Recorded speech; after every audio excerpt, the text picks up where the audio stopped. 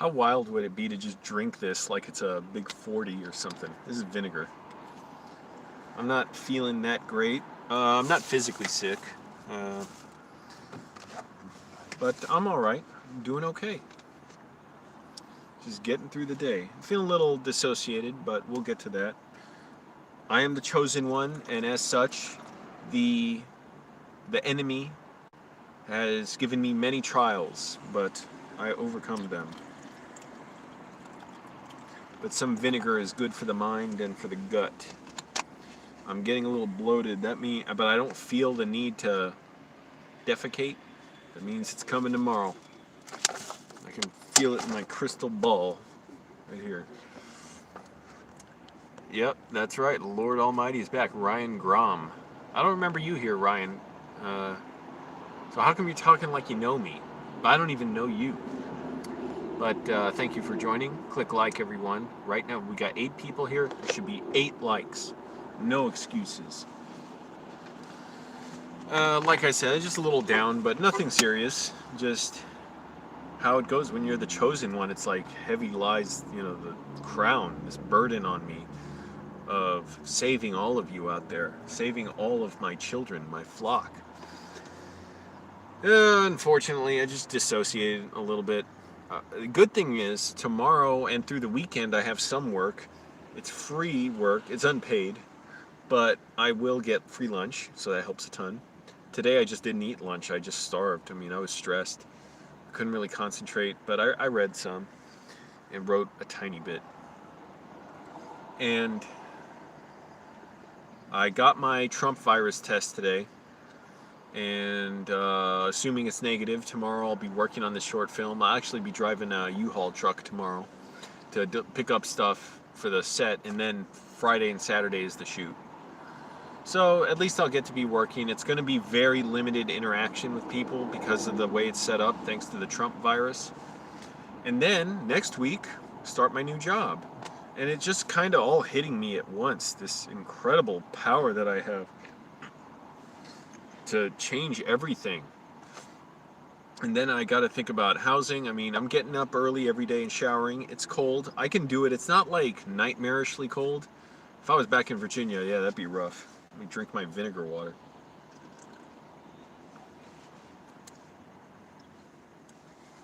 That stuff's really good for you. So, I get through it, showering in the cold. Oh, crap, and this is nuts. My rash is coming back on my face. It's from sleeping in my sleeping bag. I know it. I got it 2 years now. 2 years ago, almost 2 years ago, sleeping in my sleeping bag in Virginia. So I got to avoid having the sleeping bag cover my face, even though it's so damn comfortable to do it. But that's okay. I got a blanket. I'll try and put that over my face, because the sleeping bag goes over me like a cocoon. It's called cocoon style, or like mummy style sleeping bag. But I noticed, I'm like, what the hell? I'm breaking out on my face. I'm like, I shaved today. I'm like, I cut stuff open. So I gotta avoid shaving for a few days, which I never like doing. I don't like shaving, but should I get Harry's razors? Maybe I'll review them for a video, because these Gillette Mach 3s, I swear, the first time they work like perfection. Shaved today, didn't have to go over anything twice practically. After like 3 or 4 uses, it is like picking up my keys and trying to shave. It just will not do anything, and it hurts, and it's like plucking the hairs out. It's just awful. So maybe I should get Harry's, because even if they're not much better, at least they're cheaper, right? These Gillette Mach 3s, a 4-pack, a cartridge of them is like $12.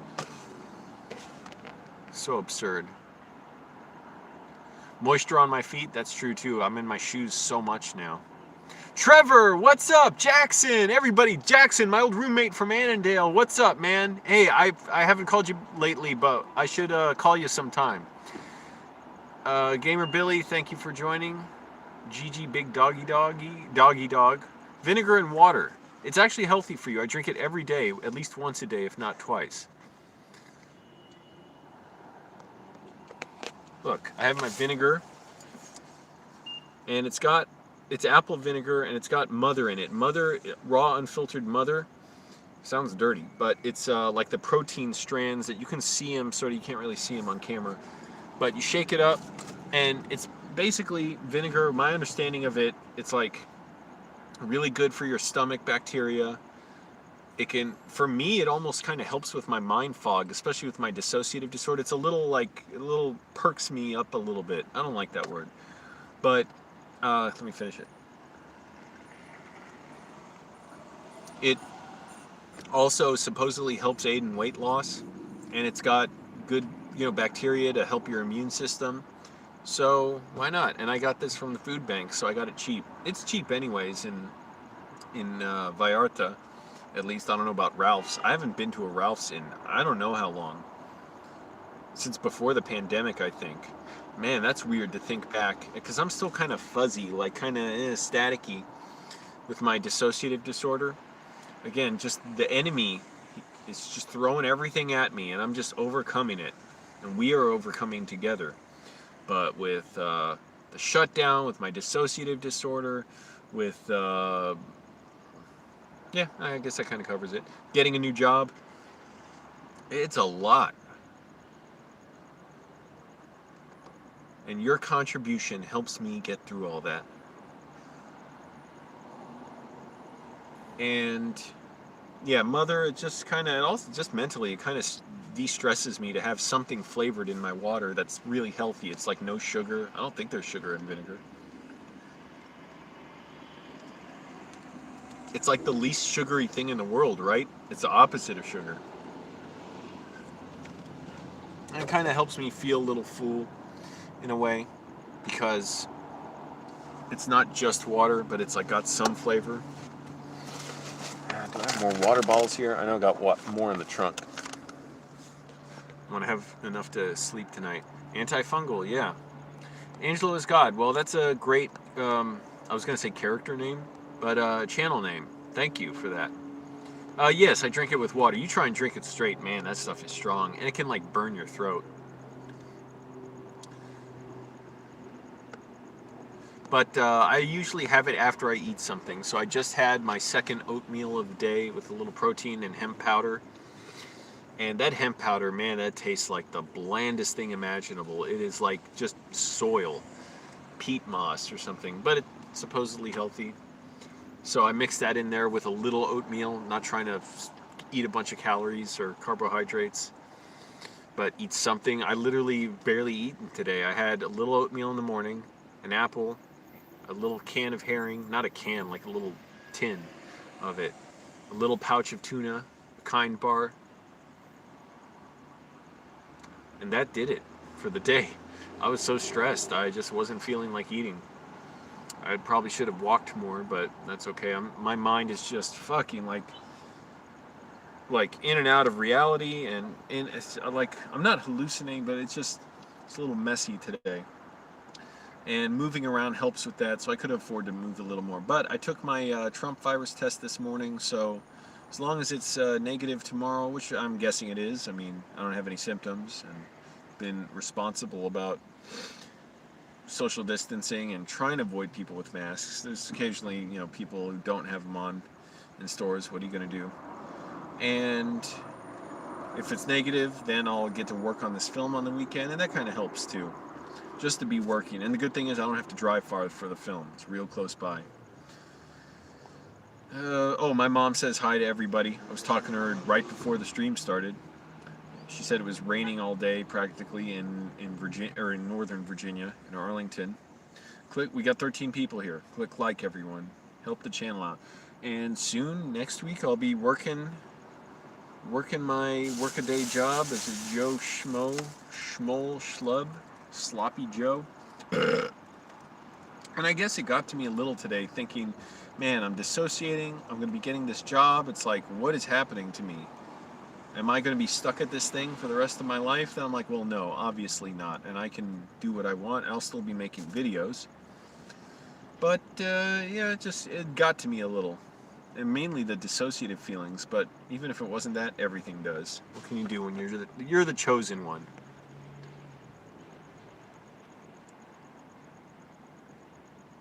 What's everyone saying? I missed a bunch of comments already. How the hell are you going to live with me? What am I going to do? Strap you to the roof of my car? On the film, I'm going to be a production assistant. So I'm going to actually get a U-Haul truck, and I'd be a little more nervous if I had to drive it on the freeway. I don't. But I'll be picking up stuff for a shoot and just driving it around and dropping it off. But really, that's just the prep. And then this weekend, that comes the actual shoot. Or tomorrow, starting the weekend, right? But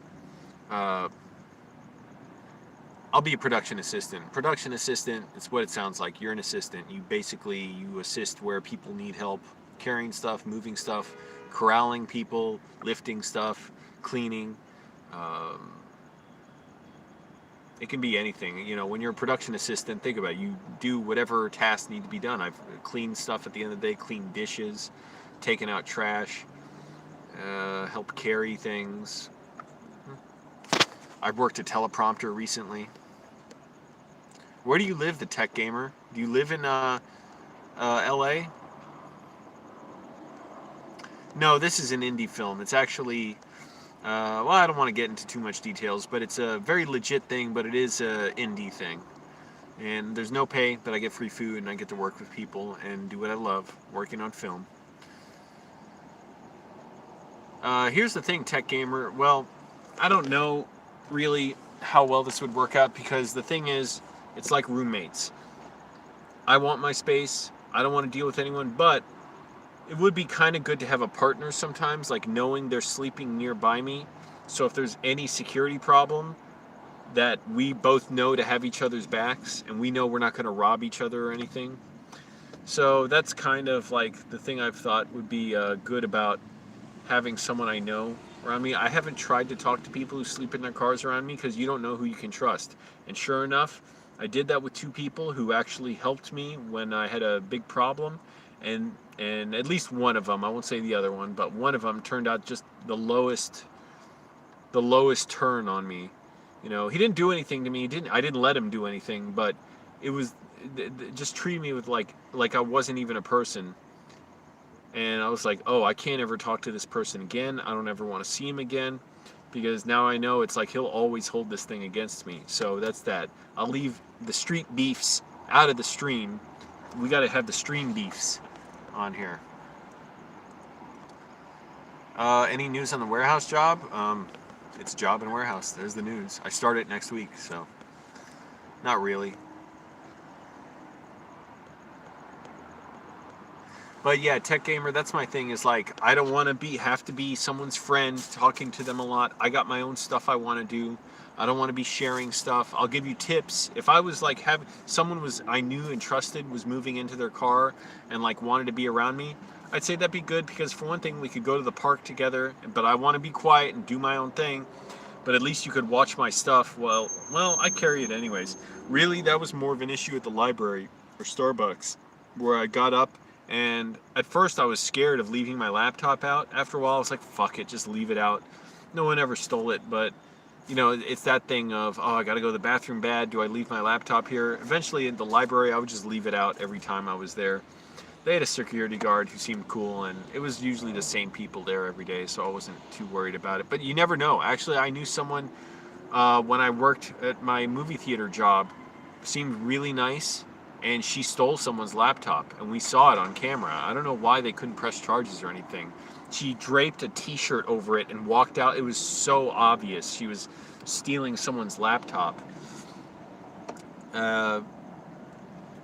So you never know. People can turn on you. That's what I'm saying. It's just, be wary. You know, I'm very wary of having an alliance with anyone, because they can snap on you in an instant. So, but the security thing, that would be kind of good. And actually, around Burbank, the police will work with people who will offer to be security for certain areas, and you'll notice certain trailers, like the streets are clean on their side of the street, because they're secured. They like keep away people who are out, you know, causing problems, breaking into places, littering, that kind of thing. I don't know if I'd go that far, and I don't know how you'd start that setup, because I'm not really qualified to be like street security. I was barely qualified to be a bouncer, but it's basically watch out, call 911, or tell people to go away, you call 911. But it would be kind of a good thing to have a relationship with the police too, just so they know you and trust you. But that can be a two-edged thing too, so got to be careful, because you don't want to get on their bad side after. That's the problem. Once you associate with someone, you're in with them, whatever they're in. So that's a big problem. You got to be careful about that. 14 people here. We need 14 likes. I don't care that it went down to 13. We still need 14 likes, and someone donated $5. Should I see who did it? I'll leave it a mystery. I'll see who did it. Ari the Aries. Ari the Aries. Thank you. You said good work, Angel. I don't know if I've seen you on this channel before. Maybe I have. I don't know. My memory's not what it used to be. You know what I'm saying?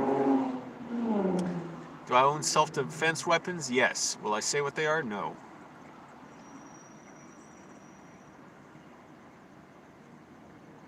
Why did I make the last stream private? Yeah, it was a fun stream. Here's the other thing I gotta say. I want to appoint another moderator or two that I can trust. One moderator I had to get rid of for this reason. Last night, there were people sexually harassing me in the stream. I don't want to taint the stream with that, so I just made it private. I don't want to be yelling at people over that stuff. Thank you, Gaming Mania. That's right, you're good, right choice, because I'm the chosen one. So that's why, yeah, I made it private. I was like, I don't want that, like, I don't want to make this channel about, controversy and drama and fighting and stuff. No, I want it to be a good, like, I want it to be fun for everyone. And I didn't like it, and it was totally demeaning what at least one person was doing, and then trying to act like, well, I'm your friend now. It's like, nope, too late. You messed up. So I could use a mod or two, another moderator, to help contain that, because sometimes the screen is all glitchy and I can't really delete their comments, so it's kind of a hassle to do it on my phone. If I was on a laptop, it'd be so much easier. That would be great. Rent strike. Dare I give you the privilege of being a moderator? Now here's the thing. You can't be too stern. You can't be like, oh, you made a joke about Angelo, I'm going to delete your comment or put you in timeout. And it doesn't mean you have to be here often. You can watch us. You can. Some people I'm sure are mods, and I haven't seen them in a year. It's fine. It doesn't mean you have to be here. It just means you're watching out for racism, bigotry, homophobia, things like that, trolls, and harassing people. And I can take some harassment, but like the sexual harassment, I don't even like saying it now. Like, why bring it up into the stream? So I don't want that. But don't be too strict with people. I'd rather you let them joke and make fun of me if they want, or challenge me. Oh, why aren't you a Trump fan? I say, okay, fine. Tell me why I should be into Trump. So, okay. Oh, shit. Okay, there you go. Rent Strike 2020 is a moderator. Do not run afoul of this foul person. It's a foul ball when you're dealing with him. I did rollerblade a little bit when I was young. You know, the problem with rollerblading is it is so... you got to build up your ankle strength. Like, it just made me really sore, and I never learned to brake that well. It wasn't that fun. There weren't a lot of great areas to do it. I was watching some people tonight roller skating, or maybe rollerblading. I thought it was roller skates at the park tonight, and they got a big, huge parking lot that the park rangers clean up. I saw them with a leaf blower, but it's like on an electric cart or a gas-powered cart. They clean the parking lot, even though nobody even parks there. It's closed, and so people could rollerblade through it. Me, like where I was growing up, I mean, you could do it around the neighborhood and stuff, but it was always kind of a hassle, and I'd fall so much and scrape my legs and knees. That's right, you're welcome, Rent Strike. Don't misuse your powers. Treat them with the utmost of care. So, I'm just trying to stay calm and stuff. You know, it's overwhelming, but I've built a lot of ability to cope with stuff, and really there's nothing bad. It's just, you know how it all is out there for all of you. It's frustrating. I almost do these streams just to relieve stress as much as to entertain and stay connected with people. because I can't really see anybody right now. I go to the food bank, the grocery store.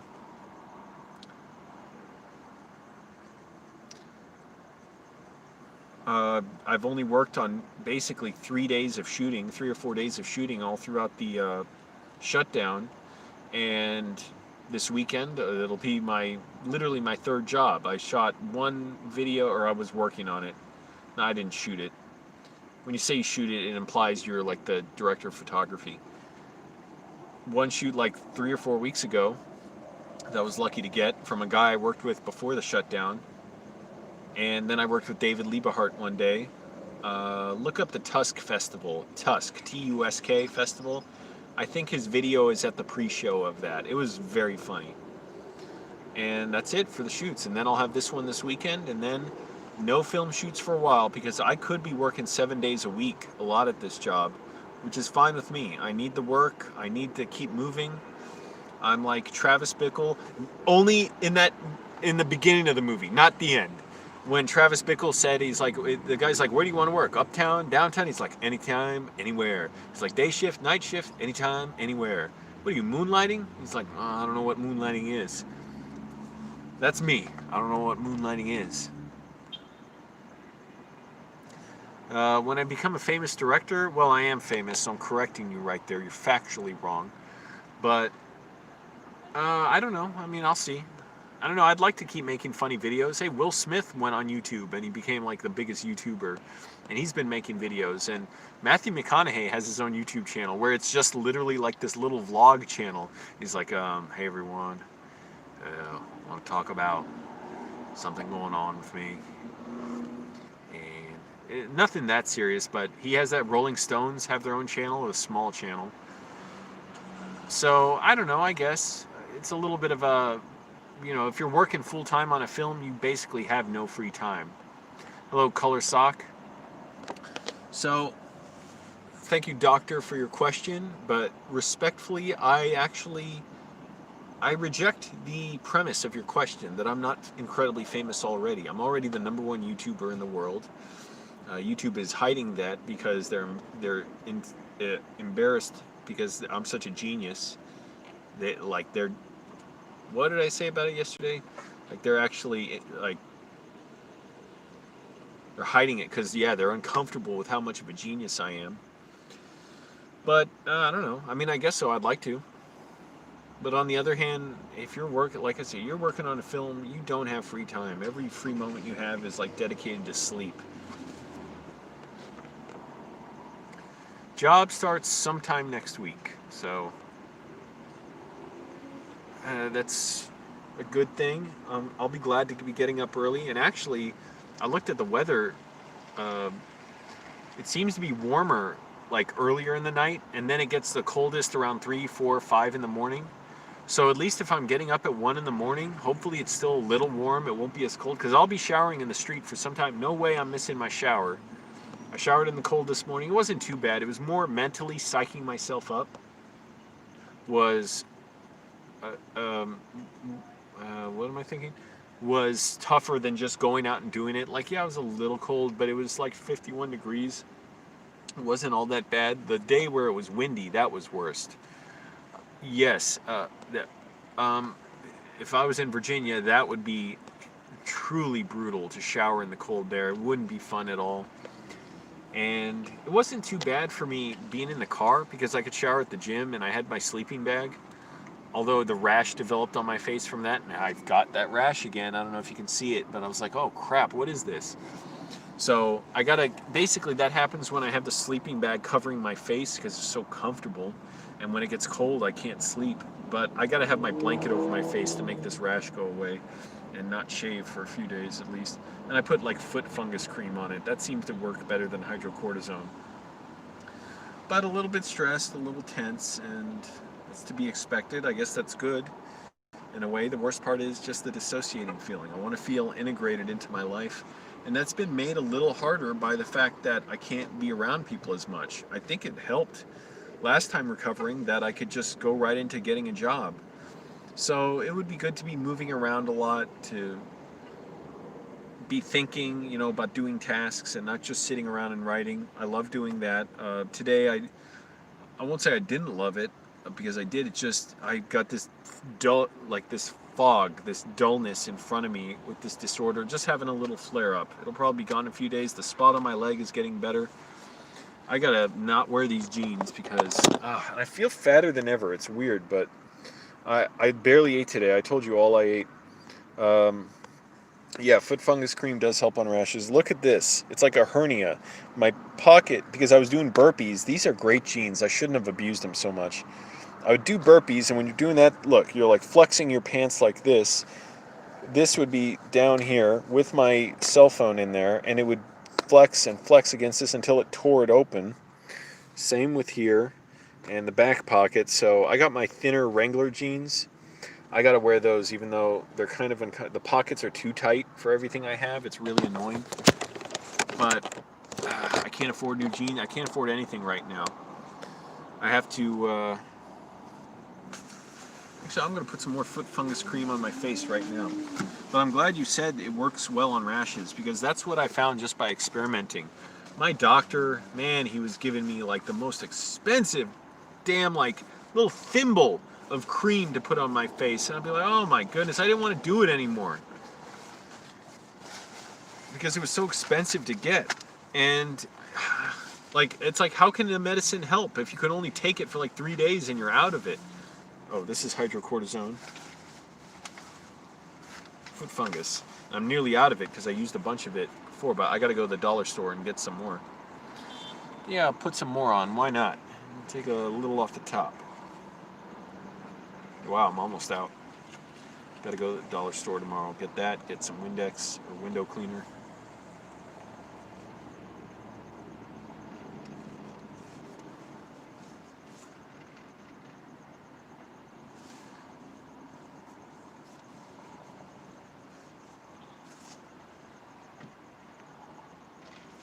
And I think I have a spot over here somewhere. Let's see. I can't really see anything, so I'll just put it all over. Why not?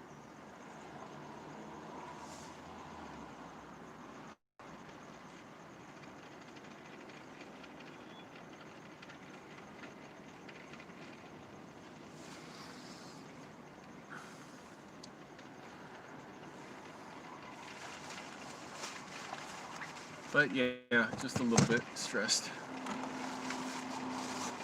But hey, it's going well. Like, I'm stressed because, oh, that Axe deodorant, it is so fucking strong. Like, I'm already tired of it.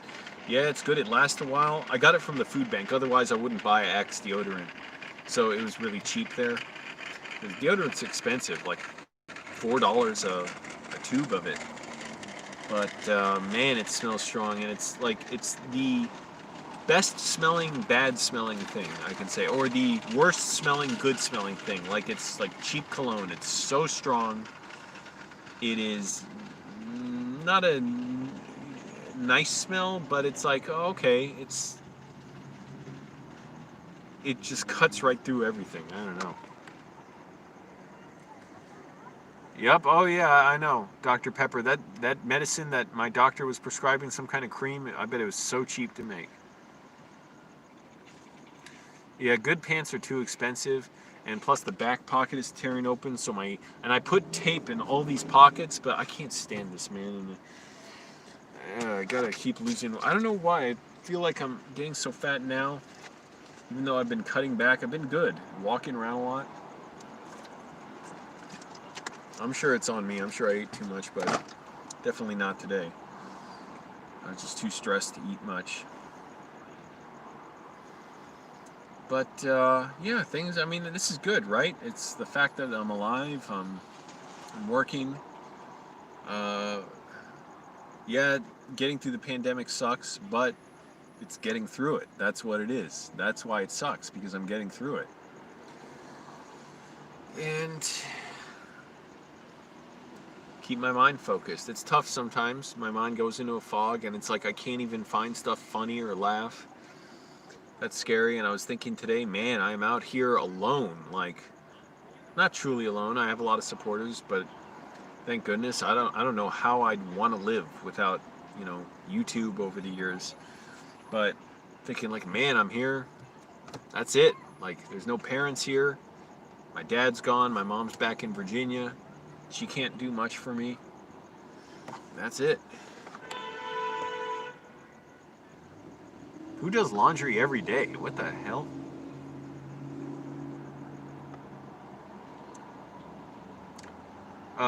No, I don't do bucket thing. If you see my shower videos, I shower with I'll shower with this t-shirt on tomorrow and my boxers, and then I have these shorts that are sort of like soccer shorts. And I'll shower in those with sandals, so I wash at least my clothes. And at least so my t-shirts and boxers are washed. Socks, I don't wash like that. Maybe I should wash them in a bucket, but after a while, like once I have a lot of socks. And I wear them like 2 or 3 days before they get like too, dirty to wear. But once I run out of socks, then I'm like, okay, I'll go to the laundromat, because I can get a small machine then, because it's only the whites. Like, I'll only basically put in socks. And I'm like, well, while I'm here, I may as well put in t-shirts too. And that way I keep it cheap. And the dryers, it's like 25 cents for every like 8 minutes or something. So that makes it fairly reasonable to do. But yeah, I gotta get new pants. Oh, someone's screaming to get out of their car.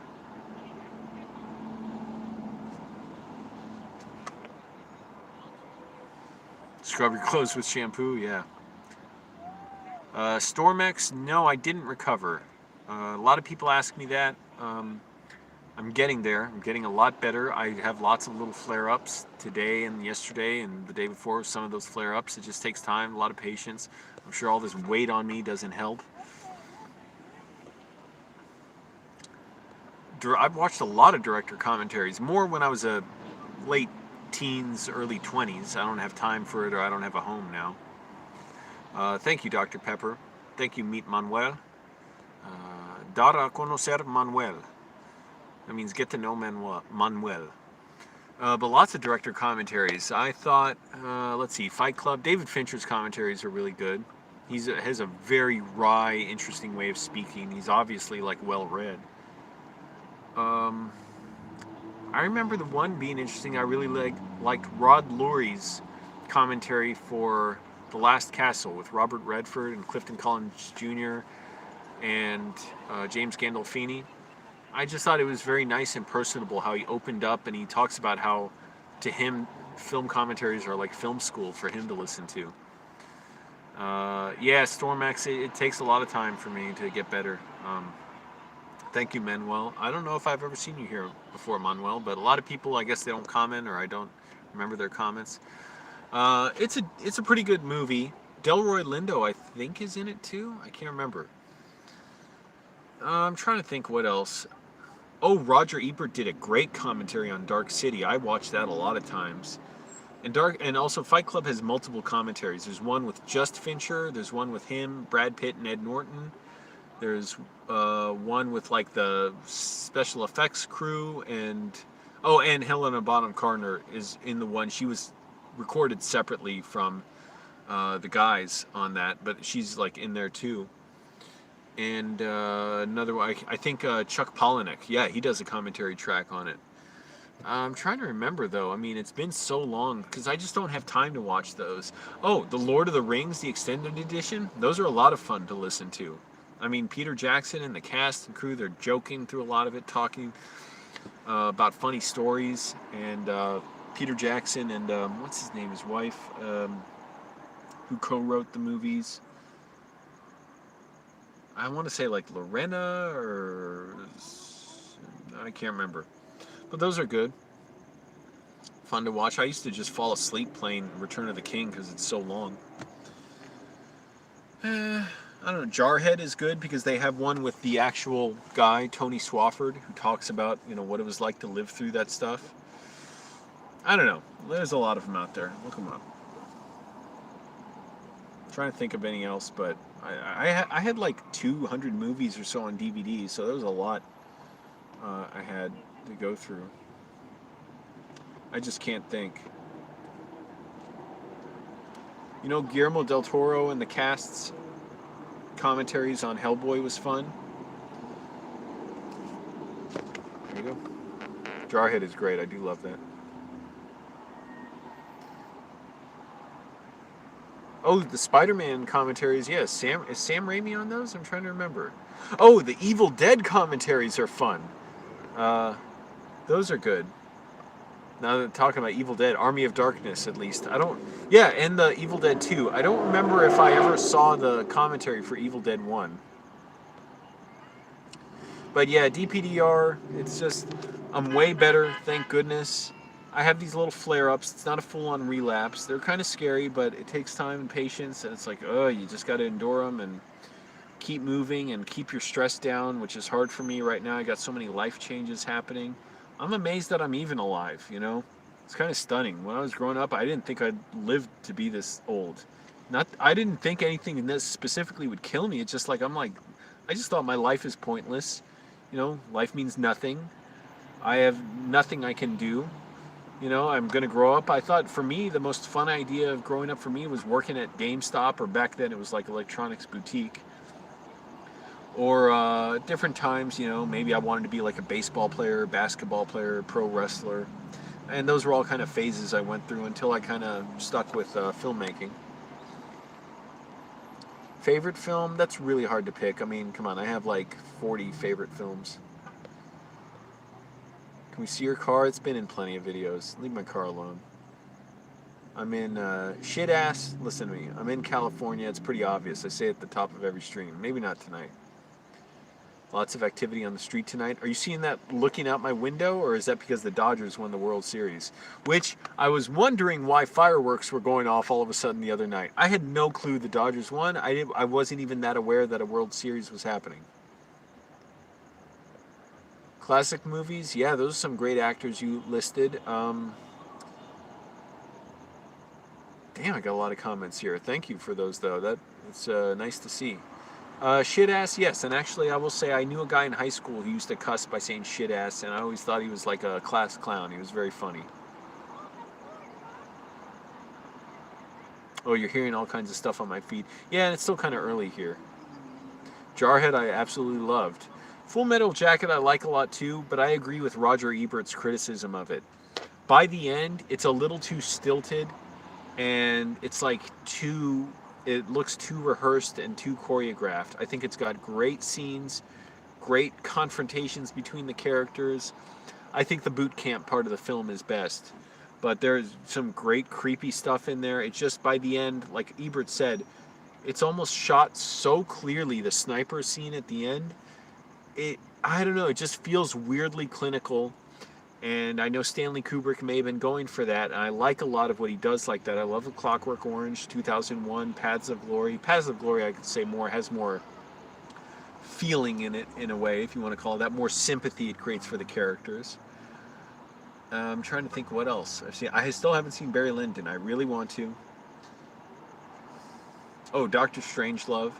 But yeah, I just towards the end, it kind of lost me a little bit. And one thing he talked about that I noticed was that shot, that dolly shot of, or maybe it was Steadicam, of all those soldiers saying one funny line, one liner after another, after another, after another. I'm like, oh come on, it's like a stage play at that point. But it's definitely got some powerful ideas in there. I don't really dislike the movie. I just say it kind of lost it a little bit for me at the end. But if I had to pick one favorite movie, and somebody asked a favorite classic movie, easy, Dodsworth. More modern movie, I'd say Dark City. Or Fight Club.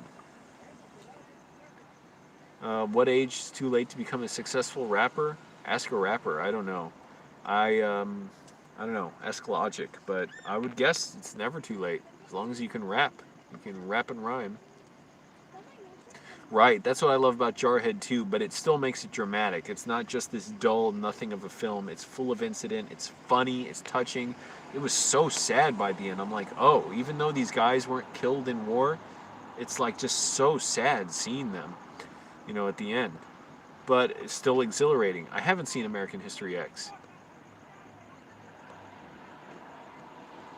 I've been working on several scripts. I'm really struggling with one right now, and it's made a little more difficult by not having my laptop at my fingers. But I've been writing a lot by hand, and I'd say I'm just getting through a lot of it. That's all. And I want to go back to another script that I wrote and definitely do some more polishes on that, more work on that with more stuff I've thought of and learned since Sunspace shut down and since I was able to write that on the laptop. And do a lot more reading of screenplays. That's like the best education. Just read lots of screenplays and don't just read them as quickly as possible. Take in every word on them. A great screenplay, every single beat is exciting. It's not just like every 5 or 6 beats. It's like every single one is hitting something great. Every line, you can't believe it. Like I'm so excited by reading a screenplay of a movie I love. Almost Famous. I love the movie. I read the screenplay. I was so amazed. I'm like, I don't even know how Cameron Crowe did it. Like, how, I don't even know why this is so interesting to me. It's so well done. Another script that was like that, The Grand Budapest Hotel. I love the movie, and then when I read the script, I'm like, first of all, how did he even conceive of that? That's one I could not write. It was just so good. Hell or High Water. I haven't even seen the movie. But, hey, when you can't see the movie, read the script. The script is so tough. It's like, I could never write that, no matter how good I was.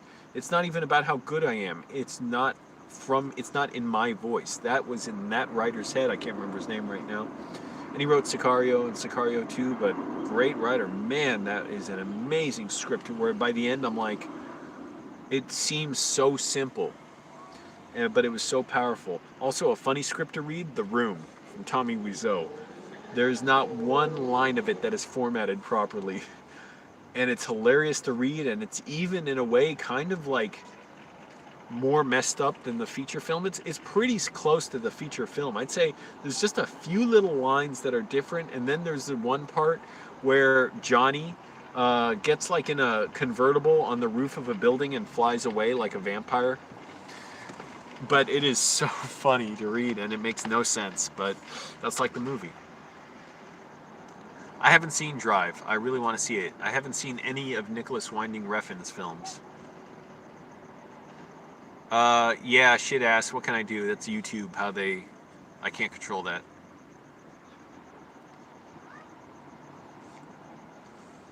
No, I wouldn't get well, I don't know. I'll never say never. Break the loop. Would I get a van or not?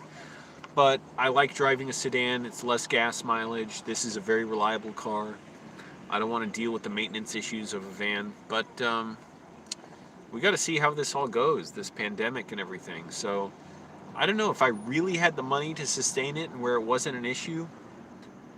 I mean, there's lots of things I've done now that I never thought I'd do. I never thought I'd shower in the street. Been doing it for 7 months and working out in the park, dealing with the creepers there.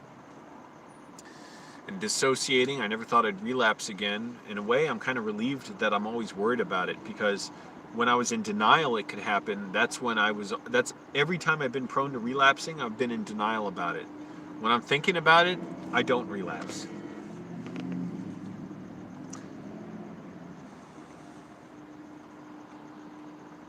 Oh, but to answer how long I've been working on my scripts, years. Since basically, I think 2017. That literally some of the ideas I'm writing now, the first pictures of them came from at least 2018, but 2017 as well.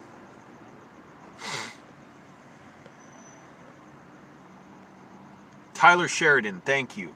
And I read the script for Sicario as well. I couldn't get it for Sicario 2. I had to pay for it. I'm like, But the first one, it's good. I saw the ending of Sicario. It's funny, I'll tell you, the ending of Sicario, I won't spoil it. It's slightly different from the script. The script ends very well. The movie ends differently. I saw it on YouTube. And I'm like, wow, that's interesting. It was the same basic scene. So if you've seen it, you know what I'm talking about. The same scene with the guy and the group of people. But it plays out very differently. And both ways work. The way it ended in the movie was so brutal.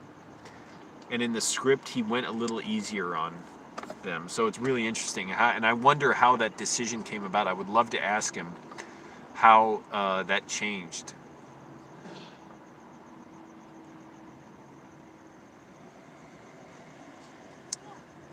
Shitass? Well, it looks like your name is Shitass, not Angelo. But yeah, if you want to read a lot. And for me, reading screenplays is great. I can't do it right now, but get back to it. Porta potties have toilet paper. Sometimes people steal the toilet paper out of there, like right after they service them and put new rolls in. Or they, yes, I write movie scripts. I'm a beginning screenwriter. I don't like to say amateur, just beginning, just starting out. It's getting good, it's getting better. They have it in there. Sometimes people, for whatever reason, will just move toilet paper from one porta potty to another because there's several in the park. So it's all open up the door to one. There's like 3 rolls in there, but there's none in another one. I think it's partly because the door on one of them is broken. But what I do, just grab a stick and slide it in the slot because the lock is broken. And they're actually pretty clean most of the time and comfortable. And nobody's really around, so I get my privacy. So it's actually pretty nice to take a dump in there. It's kind of weird not flushing. Like, you just get up and walk away. I mean, you wipe your ass first, but you walk away. But yeah, that's working out well for me because sometimes I just got to shit a long time and, you know, I don't want to do that in a store. I think storyboarding is really great. It's a great tool. David Fincher does it a lot. Alex Proyas does it a lot. Alex says sometimes he doesn't, though, when he wants to be loose. But Steven Soderbergh doesn't storyboard. So I don't say have answers. I say have a have a process. Have a process by which you learn how to crack your story. For me, I tried drawing a little bit storyboards of my film. I didn't find them helpful, at least for figuring out the script. But definitely when shooting the movie, I want them not just for me, but I would want them for everyone on the crew to understand, here's what we're going for. I don't want any miscommunication or any vagueness where people are saying, well, no, you said this, right? It's like, here I can point to what I want. And also pre-visualizations or animatics. I imagine Battle Angel had that in Mad Max.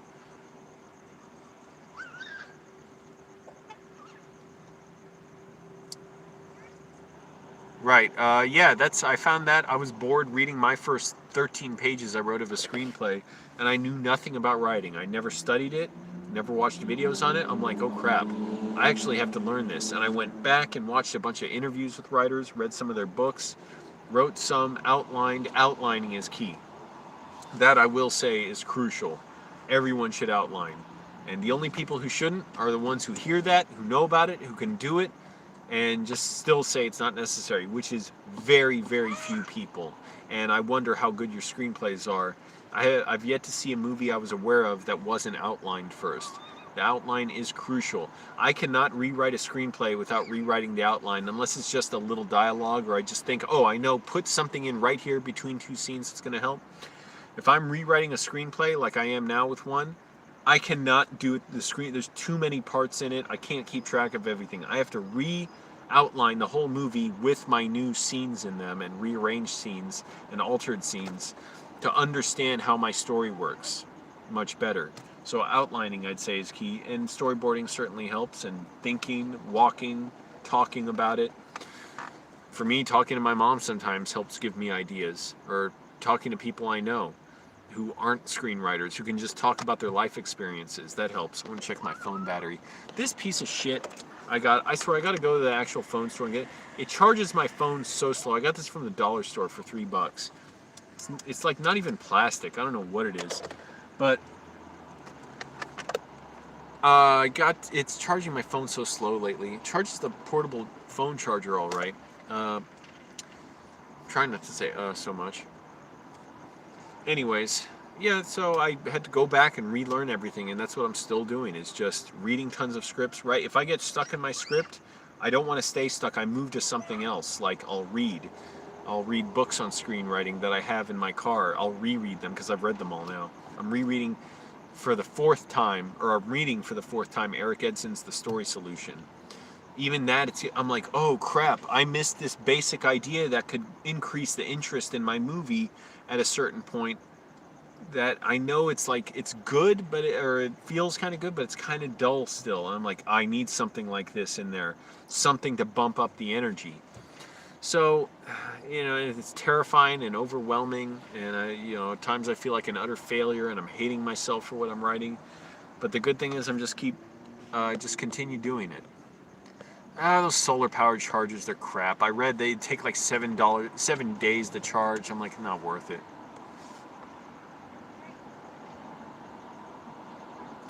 Yeah, that's I'd be interested in reading that. Break the Loop. No, I wasn't aware of that though. With The Godfather, that he had big binders with him. Um, Excuse me. I think you know what this means. I have some. Oh shit. I have some business to do. I'm going to mute the microphone.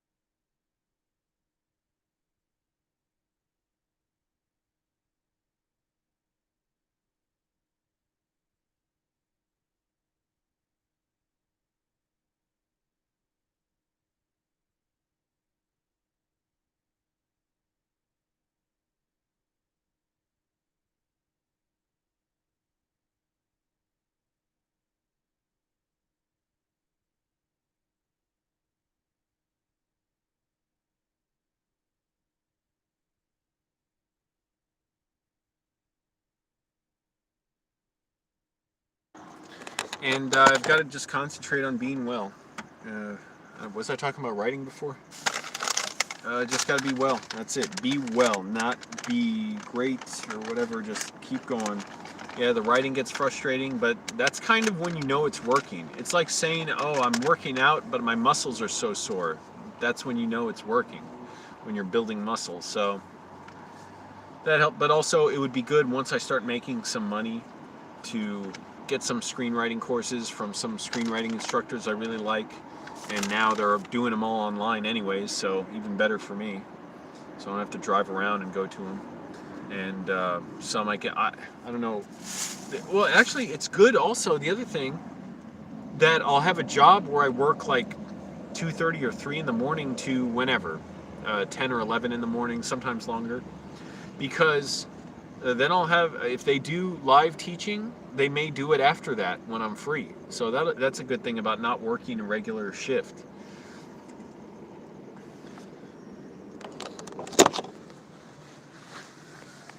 Let's get up close and personnel.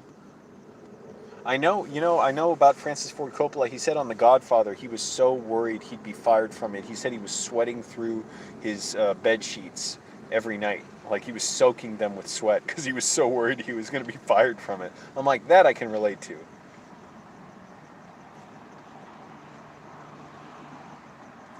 Why didn't my mom enroll me in a film school? What is she, Rockefeller? Is her last name Gates? She didn't have money for that, and also I wasn't interested in that, and I was really, I didn't want to go to college. I went somewhere where I could, where it seemed easy enough, but I wasn't sure what was going to happen to me. I was very, very, upset, to say the least, going out of high school because I had my first major bout of depersonalization, derealization, and it was just horrific. I did take some classes at a public access TV channel and intern there, and that was kind of my first film education, if you can call it that, with beta cams. Will I have trouble sleeping in the daytime? I'm not so sure I will. I mean, we'll see. But the thing is, at least I'll be sleeping. I'm not going to be sleeping into the morning throughout the day as it heats up. I'll probably be going to sleep as the sun's going down, and it's getting cooler a lot quicker now. So I don't think I'll necessarily have more problems sleeping. Somebody laid on the horn there. Yep, shit ass. That's why you got to outline and also just learn how other people write stories. So if you're a novelist, helps to read novels, and I'm sure there's people who teach this stuff too and can give you better advice on that. For me, I know screenplays more. I actually really like reading screenplays. Yeah, where do I go to get out of my car? Well, fortunately, LA has some really nice parks. So I actually can hang out at parks here, and they have bathrooms, and that makes it really easy for me. But there's not really anywhere else. I used to go to the library every day. You can't do that now. So it's kind of sad. I used to be able to see the movies once in a while, and I even saw a play here. I don't remember the name of it now, but it was a good one. I really liked it. I really like theater, and small theater in a way more so than big shows. But yeah, lately it's just going to the park. That's it. And now that Sunspace is closed, that's the theater that the owner was letting me use as an office while they were shut down. But then they had to actually close their doors. Real estate agents, yeah, I think it's just the profession. It's not even the individual agents themselves. The profession probably shouldn't exist. Yeah, hey Mountain Grown, I'm doing all right. Yeah, I talked to my mom today. She says hi to everybody because I told her I was going live tonight. I'm doing all right. Really, I'm doing well. It's just I'm stressed, I'm tense, and I got to loosen up and just be okay, just be cool. I'm stressed about. I was getting anxiety attacks about tomorrow driving a U-Haul when I've driven stuff like that before. I've driven big passenger vans, cargo vans. I drove a sort of U-Haul-ish truck once from Home Depot. And that was definitely, it was kind of like driving a U-Haul because you backing up, you can't really see. And I didn't drive it far, but I'm not going to be driving that far tomorrow. But I was almost getting panic attacks, like, holy shit, I can't do this, I can't do this. And I was just freaking the hell out. But then I asked the producer what the route, or what the locations I had to do pickups at were, so I could just plan my route and see, am I going to drive on the freeways? It's actually not that far, so it's I'm not really worried about it. Well, shit ass, that's the thing I've learned about screenwriting. Lots of people have big ambitions, big imaginations, big ideas. It's just a question of, will you have the patience to put in the time to develop it, to developing a complex story. Oh, actually, one thing I could point you towards is John Truby's The Anatomy of Story, because he says it works just as well for novels as for screenplays. And for me, I have to outline in his style for screenplays. That just helps me understand the story so much more clearly. I can't do it any other way. I have to go by his categories of how you break down each character and how it reflects on a single idea.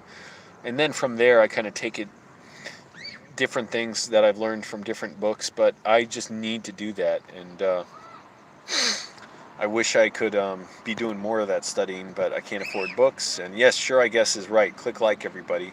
Hello, Psycho6. Yeah, at least we aren't in prison. That's too. I mean, I was thinking about that.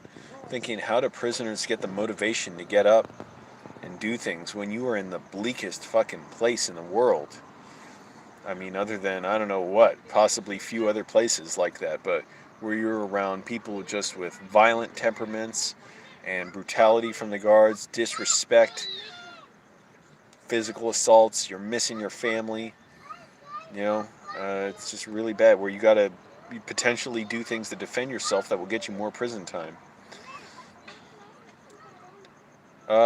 Well, Break the Loop, they didn't put on necessarily a lot of like individual plays or anything. What they did was they had variety shows there and concerts. So they had a thing called Unusual Tuesdays that was really great, and I participated in some. If you look on my channel, and maybe I think you can look up Unusual Tuesdays on my channel, or actually like Angelo in front of a live audience, something like that. You'll see some of my videos I played in front of an audience at Sunspace. Any thoughts on Mel Gibson's Passion of the Christ? It's funny, I did see that movie in theaters, and I was watching Christopher Hitchens talk about it. It's not for me. I mean, I don't know what I'd think of it now. Back then, it was just after I fell out of Christianity. And yes, thank you, Color Sock, the Olive Garden thing. The audience really liked that. And I was surprised at what they laughed at. Some things I thought they would laugh at for sure, and then they laughed at simple things I didn't think were necessarily great jokes at all. But I can see why if it was a great joke or they loved it. It's weird what the audience picks up on. But it's funny because I was watching Christopher Hitchens recently talk about the Passion of the Christ and said it's basically just a big anti-Semitic smear. I'm not interested in seeing it again. I don't need to see it, but it's not really much of a movie in a way. I mean, it is really just Mel Gibson's twisted you know religious obsession or fanaticism. Braveheart's actually really good. Yeah.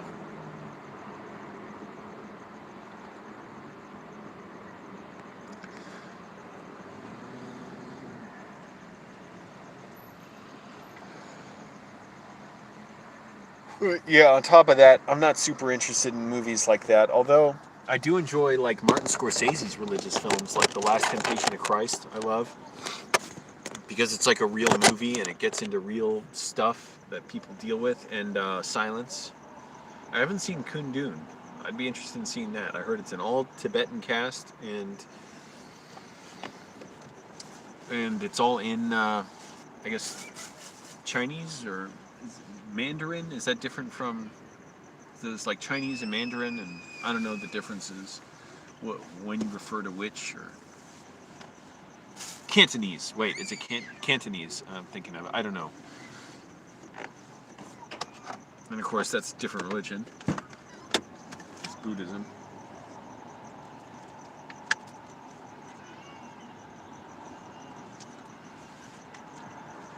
But man, even moving like that, it kind of gives me goosebumps and makes my nerves act up and my dissociative disorder. But got to keep moving and talking to people, even as I kind of struggle through it and it's painful. Got to do it. I mean, 35 now, as much as I don't want to admit it on camera sometimes. And it's like, this is, there's no feeling sorry for myself. There's no nothing. You've got to keep going forward. Yeah, James Horner, great music. I was thinking about how once in a while, I think about how James Horner died. He died in a plane crash a few years ago. I'm like, man, how sad is that? He's done some great scores. He did, I think he did Patriot Games, but he did, what am I thinking of? The one after that, Clear and Present Danger, Aliens, Titanic, Star Trek Wrath of Khan, Troy, and that was where it got kind of irritating. He does the same, I call them danger trumpets. Maybe I got that from somewhere, I can't remember. Maybe I read it online. He always has this same like 4-note trumpet thing he does when there's danger. And sometimes it really works well, and sometimes I'm like, holy crap, I just heard this in another movie of his. Enemy at the Gates, did I say that? Did he do the score for Avatar? I think so, right? I can't remember. But I know James Cameron, after Aliens, they didn't work together for a while. They had some falling out. I guess James Cameron does that a lot with people. And then he worked on Titanic. And yeah, just too bad. He died in a plane crash. Wait, did he do... I'm trying to think. No, he didn't do another movie I was thinking of. Hello, Gerard?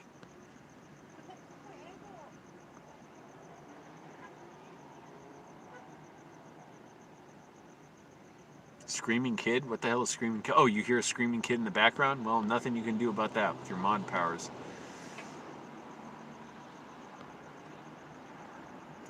Edward Scissorhands. I'm not sure I've actually seen it all the way through. I've seen parts and the end, and I'm not sure. I'd have to see it. I remember Roger Ebert gave it a negative review. And thinking, it kind of seems like not something I'm that into, but I'd be interested in seeing it. Why not? I still haven't seen Heathers. I meant to see that. I think I had Netflix and it was on there, and I know people love that. I just have never seen it. And I think yeah, one of the theaters I used to volunteer at did a stage version of it. I would have liked to have seen that. I don't know. Never had the time or never made the time. Yeah, James Horner died in a plane crash. How sad is that? How wild is that? And for plane crashes are so rare. To kill someone, not that it's ever good, obviously, I mean, but what are the odds, like statistically? It's like how many 1 in tens or hundreds of millions that a famous composer would be on that plane. Siskel and Ebert were so much fun. Man, there's nothing like watching them.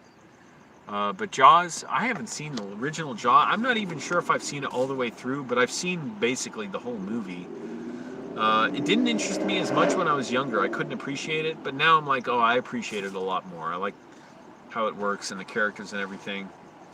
So it's well done. It's a little bit silly, the ending, but it's as well done as they could have tried, and it's a good movie, yeah, and great score. And Spielberg had to pull off an incredible, trickery with it to get it made. Obviously, when Bruce, I think they called the shark, didn't operate and would sink and just didn't look good, so that's when they came up with the point of view cam.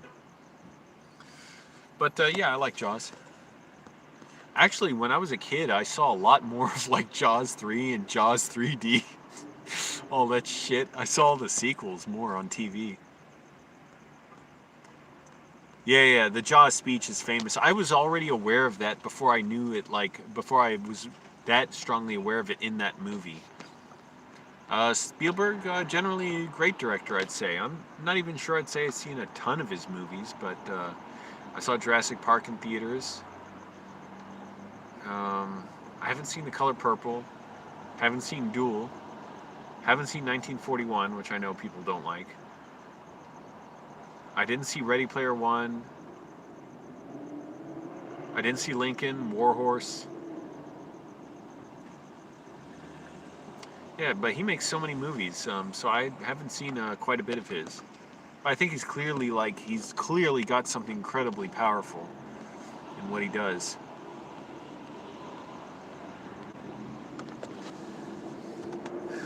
I'm trying to think any other Spielberg movies I've seen. I have seen Saving Private Ryan.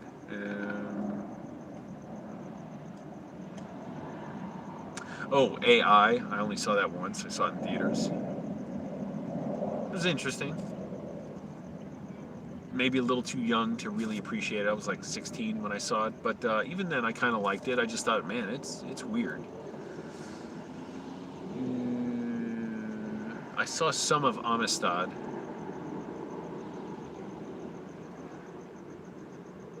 I don't know. I just named all his movies, I think. No, I didn't. I barely watched TV in the last, 10 years. I mean, didn't have much time or energy for it. Last TV show I think I seriously watched was House, back in like 2007. I did watch House of Cards on Netflix. I like that. I did like the first season of Mindhunter. I saw that. Didn't get to see the second season, but I'll check it out. Of course, David Fincher, who's like my favorite filmmaker. Oh, Beavis and Butthead are fantastic, and I actually like them just as much as an adult as when I was a kid. One thing I criticize Carl Sagan for, in his book, The Demon Haunted World, he criticizes how Beavis and Butthead was like one of the highest rated shows at the time. It is a very intelligent show. Mike Judge is almost basically saying,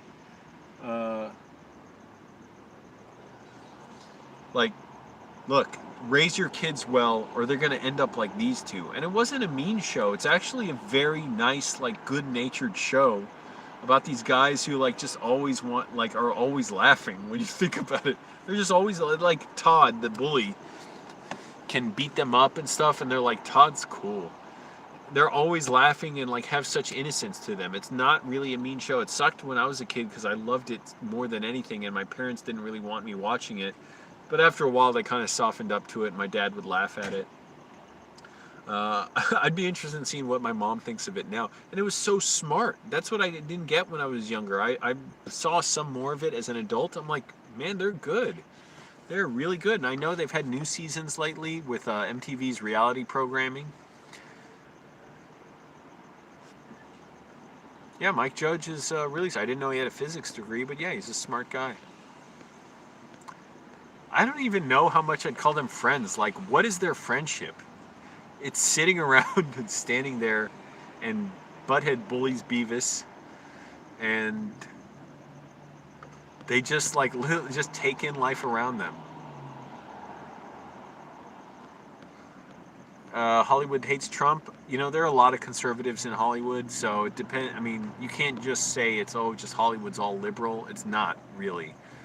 And a lot of it is like people you've heard, oh, they're so liberal, progressive, and then you find out they're really, damn it, I'm trying to get something.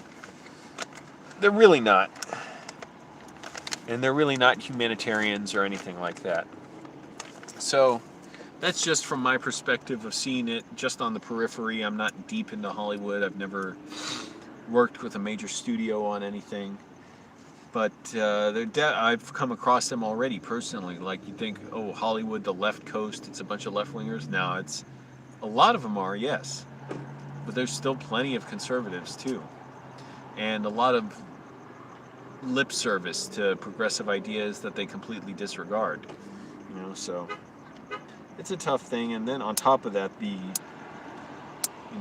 sure there's lots of gatekeeping and all kinds of bad behavior and elitism and entitlement. So, but I can speak for the people I've met.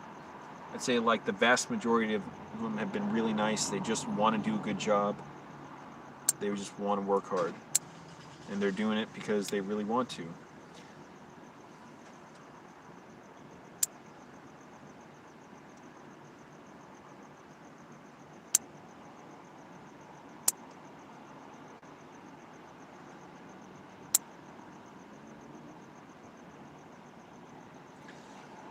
But Beavis and Butthead, they're actually like really thoughtful characters. And my favorite episode, I'd have to watch them again to see if it's still my favorite.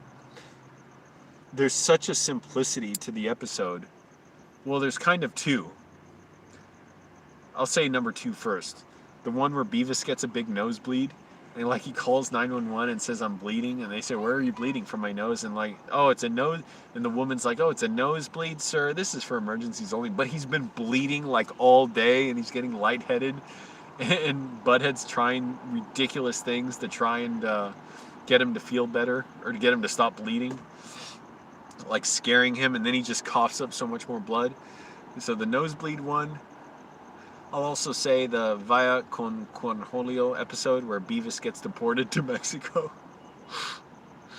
And because he's hyper as his Cornholio character, and so immigration agents think he's an illegal immigrant because he keeps talking about Lake Titicaca and coming from Nicaragua. But you like my pronunciation on that one? The number 1 favorite episode, and I haven't seen this one in a while, the one where a fly gets in their house. And they go to such extremes to kill this fly, and they can't. Like, Butthead gets a baseball bat and tries to swing it at the fly, and he hits Beavis with it. And then they get like a bushwhacker or a chainsaw and like dig into the couch to try and kill the fly. And then the fly lands on the window, and they're like, look, there's the fly at the window. And they like pick up a garbage can or something, or just a can, and throw it at the window and hit the fly. But then a swarm of flies comes in when they break the window open.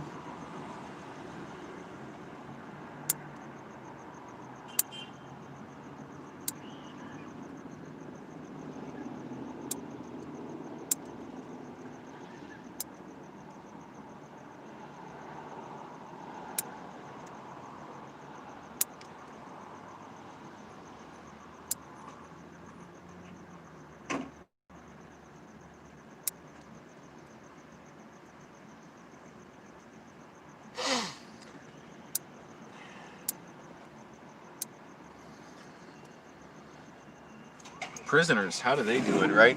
Like, I'm trying to get through this, kind of being alone in a way. Not really, but how do you do it when you're waking up in a cell, trapped in there? Oh, I can't stand. When I was in a mental hospital, that was bad enough, and I wasn't even locked in a room. They actually couldn't lock the room because they were always checking every 15 minutes, for your safety. So the doors were always open, but even that, I was miserable after 5 days there because I was locked inside all day. I was like, oh, this is so depressing. Like, I got to see the same walls all the time, and it was so much. It was making me so messed up mentally. I'd say it was, it was good to go there, good to be there for a couple days, but man, it was like disturbing. Like, it still gives me a little anxiety to think about. They work together at Burger World, and when they go to donate sperm for money episode, I vaguely remember that. I mean, I don't know. I could be imagining it, but I'm pretty sure I saw that. Actually, I rather think I did.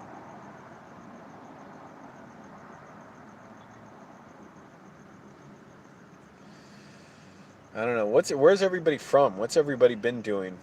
It's you all know what I'm doing. I'm the chosen one.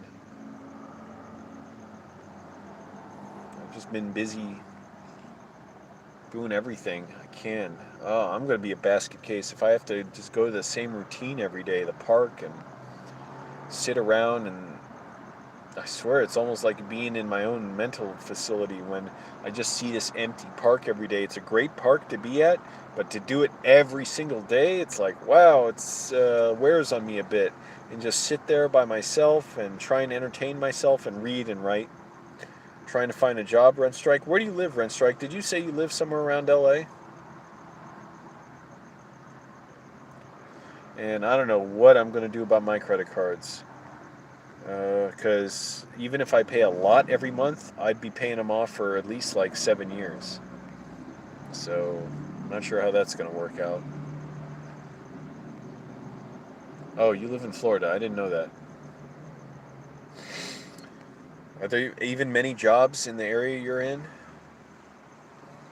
Fortunately, right now, it does seem like there's a lot of jobs in LA, but a lot of people have lost their jobs too. So, it's there's a lot of unemployment in LA. And I heard on NPR, and I gotta stop listening to NPR, Florida. Not because the NPR is bad, it's just my dissociative disorder acts up. I get almost like so manic about hearing them and addicted to it. I can't take it, and I have to disconnect or I'm dissociating. And that's what's scary. It's like the weirdest, littlest things can make me dissociate. And so it's like I have to stop listening to NPR, Ren and Stimpy, because it makes me like tune out everything else and I go numb to everything. And how weird is that? Just listening to NPR. So I'm like, I gotta calm down and let my mind loosen up. It's scary. Like I hope I'm not like this forever, where it's like I'm just drugged up, even though like I can function and everything. Basically, I still sometimes I don't know. It's hard to focus. I'm like, whoa, wait, what? What did you say? Wow, no jobs except a few fast food places, but you refuse to work there. Yeah, that makes sense. I wouldn't want to work there ever. 50% at McDonald's if you work or suffer there. They should offer free meals. How pathetic is that? Because they do not pay much across the country. Yeah, in California they have to. But think about that. They can afford to pay $15 an hour or in California. So why can't they pay that in Florida or Virginia or Tennessee? Yeah, and their meals are so damn cheap. How could they not give you free meals? That is that's just greed. That's just scummy. But are you in a city area in Florida, or are you in a more rural place, or like suburbs, further out from a city, or maybe even further out? I don't know what's beyond the suburbs.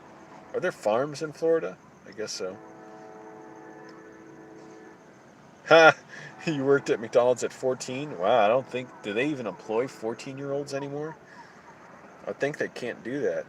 Got in trouble countless times for eating food. But see, that's messed up. If you're hungry, why not let you eat? You're in Miami. Oh, because you can shower at the beach? Wait, how are you, what's your living arrangement, Red Strike? Are you living in your car? Or just homeless, just out on the street? Oh, excuse me.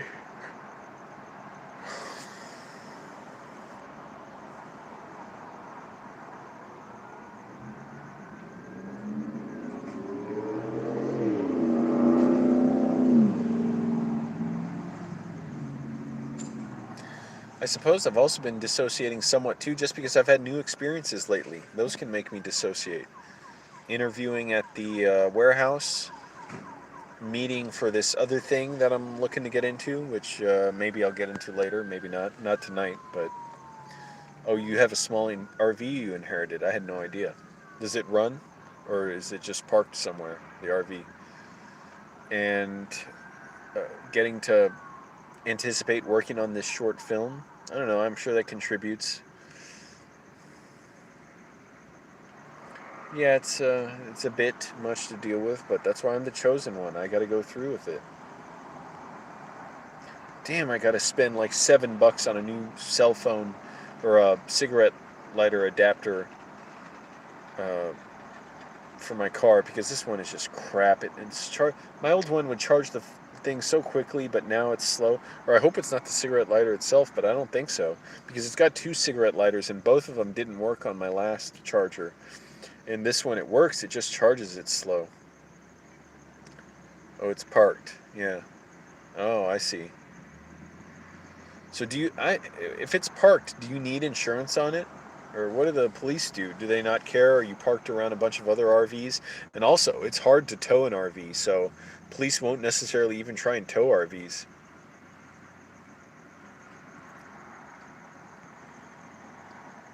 Excuse me. But yeah, it's all a bit dreary and dull, and you got to make your own excitement. And when I'm dissociating, that doesn't help. But I know that's, going. Okay, you're pretty secluded. Well, that's good. There are a lot of RVs in the area I'm in.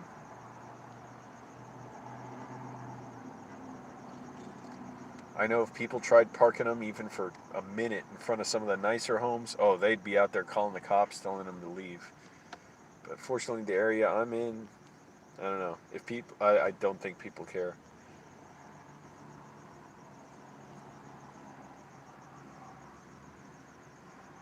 Yeah. I still don't. I still wonder what am I going to do about my debt? Is there some way to bring it down? I basically can't pay it and live if I'm just going to be paying it every month. So I got to see. Right now, it's still on pause, but next month I'm going to see if I can delay it again or get financial hardship assistance. But I'm looking into getting some help on that, meaning not money to pay it, but like seen with some kind of like credit repair expert or something. Like what should I do, what's the plan, what's the course I should take, because oh, that's good, rent strike, because it would take me over 7 years to pay this off easily. Why would I want to pay this off until I'm 42? Not even 42, let's face it, like 45 or 48 or 50. Why would I want to pay it off well through the halfway point of my life? That's ridiculous. I'm like, it's not worth that much of my life. And, they can't really go after you for anything unless you're making a lot of money. So I'm not saying what I'm going to do yet. I'm still trying to figure that out. I'm sure the landlords are scummy in Florida. My dad actually had a house in Florida. Speaking of that subject, he used to rent a place when I was younger, but he would complain about it once in a while, and I don't know. Eventually, I guess he sold it. I don't know. He wouldn't go there. He just had it and rented it out, and somehow, I guess it cost too much to repair or something. I don't know what the deal was. So it's weird to think my dad was a landlord too. And believe me, he gets no free pass for that. None.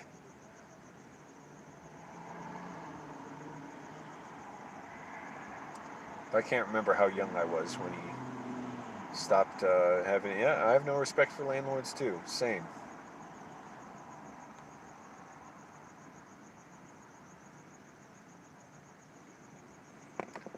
Oh boy. Yep, that's true. They have none for us.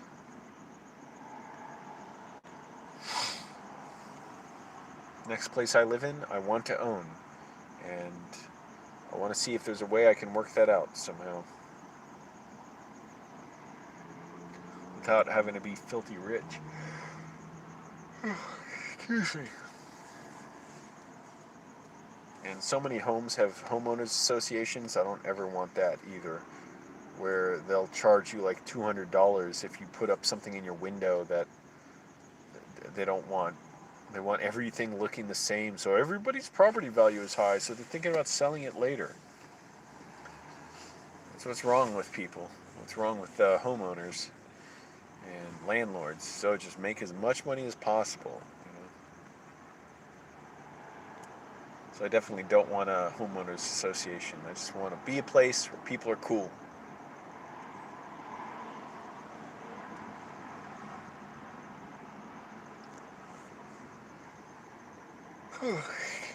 Excuse me.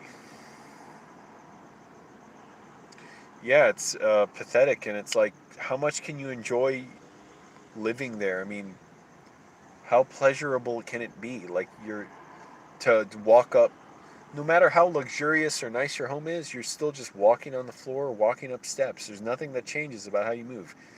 Carpets only get so nice, walls can only get so nice, and then, you get used to it. You can buy a nice house, and in a week or so, you're used to it. Now you want something else. And Jordan Belfort would talk about that when he was still in stock breaking, as working as like a stock trader. He said he would make so much money, and he would want the biggest boat, with a helicopter pad on it, the biggest house, and he said he'd still feel like, is that it? Is that all there is? And he'd want more. So you can have all that nice stuff. It goes to show he was like one of the richest people in the country probably, and he was still kind of miserable.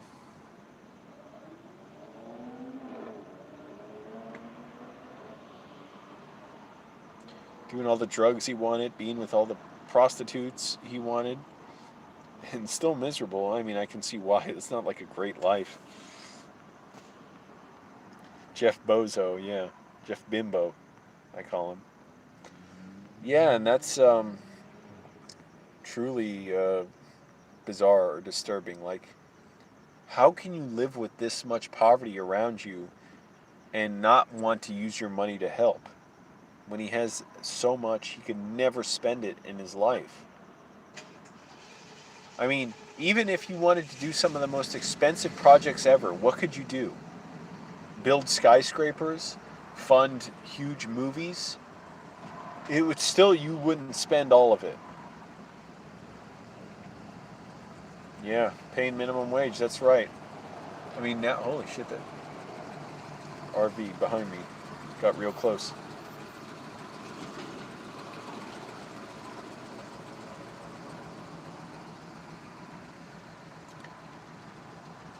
He only paid $15 an hour to everyone in all his employees after Bernie Sanders shamed him over it.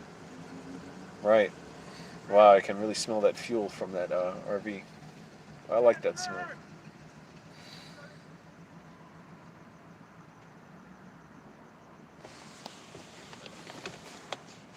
Oh, that RV was just wasn't here before.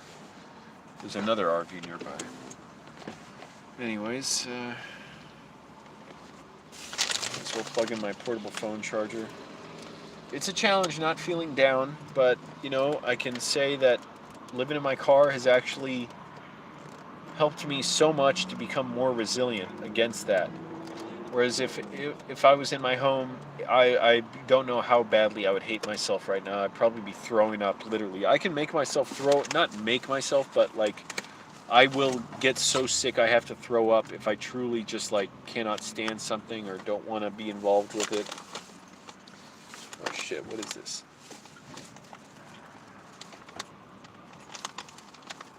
Oh wait, wrong plug. Crap. What was I thinking? Plug in my portable phone charger.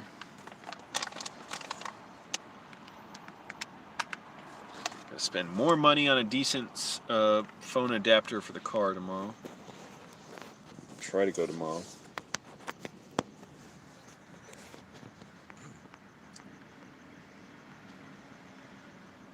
Thanks, Rent Strike.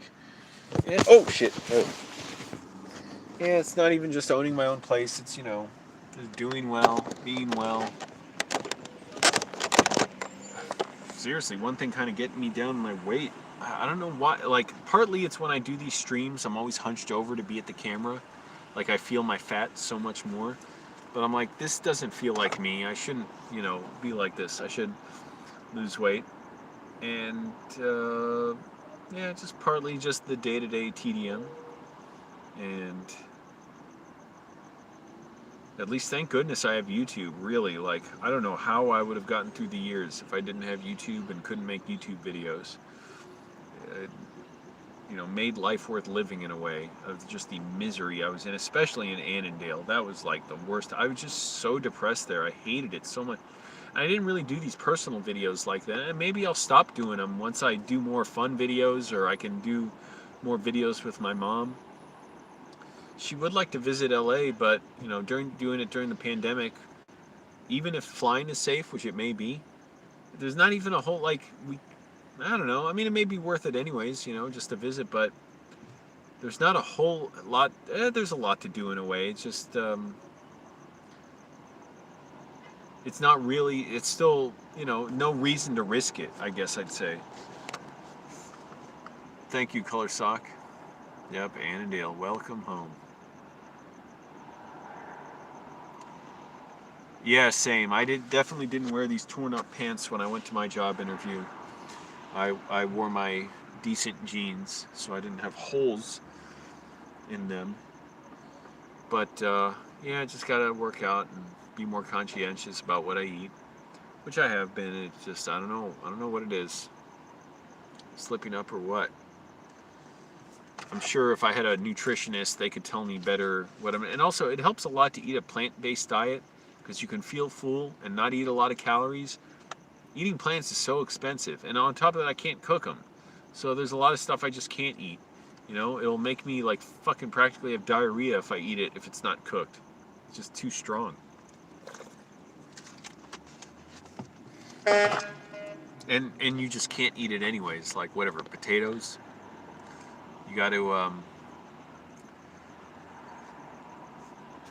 cook those. No, I don't really find sardines at the food bank much. They don't have them that much there. They don't even have sardines, I think, or the sardines I want at Vallarta. They have herring. I get a lot of herring there. And herring's really good for you. It's like got omega-3 fatty acids, good for your circulation. So that's good to know.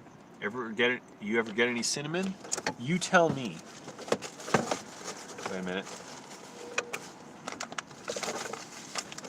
Come on. Oh. Dollar store, yeah. I got it. And this stuff's really healthy for you too.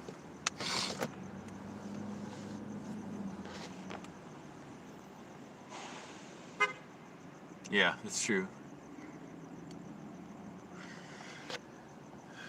But yeah, I put cinnamon in my oatmeal twice a day. I just have a very little bit of oatmeal.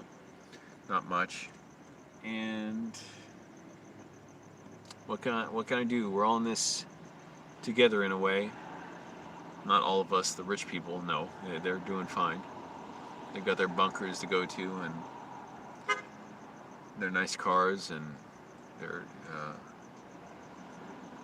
multiple homes.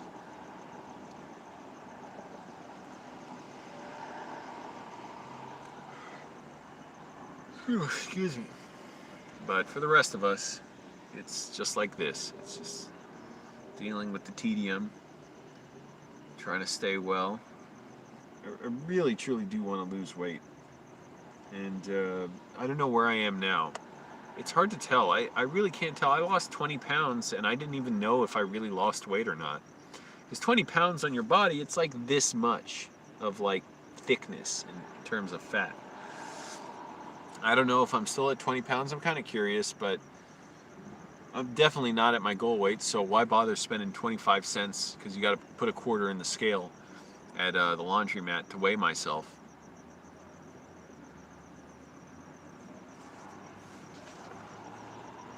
Beans and rice. I literally ate beans and rice almost every day from...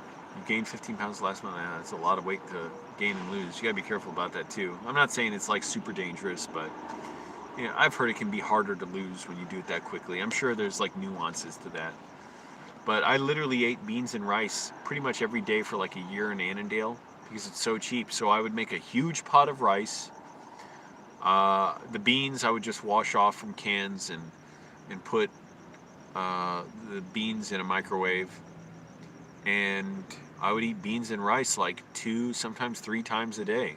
I don't know how healthy that was for me, but it was a cheap way to eat.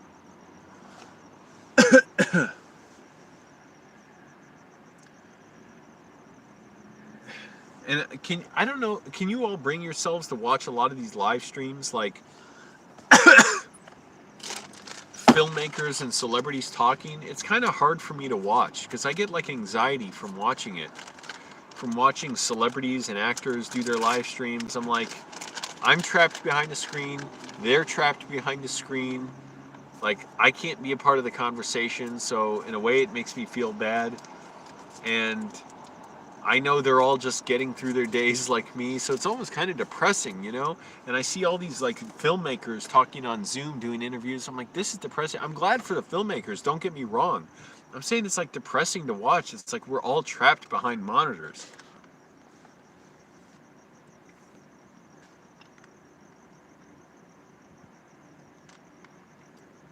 Best way to lose weight? No, for me it's just cutting food. I can go without exercising and I'll lose weight. And I say that having lost 15 pounds 1 month where I barely exercised like 10 minutes a day and I just starved myself. This is years ago. I didn't have the willpower to do it after. I was like, oh, I lost 15 pounds? Good. Like, I'm not doing more of this work.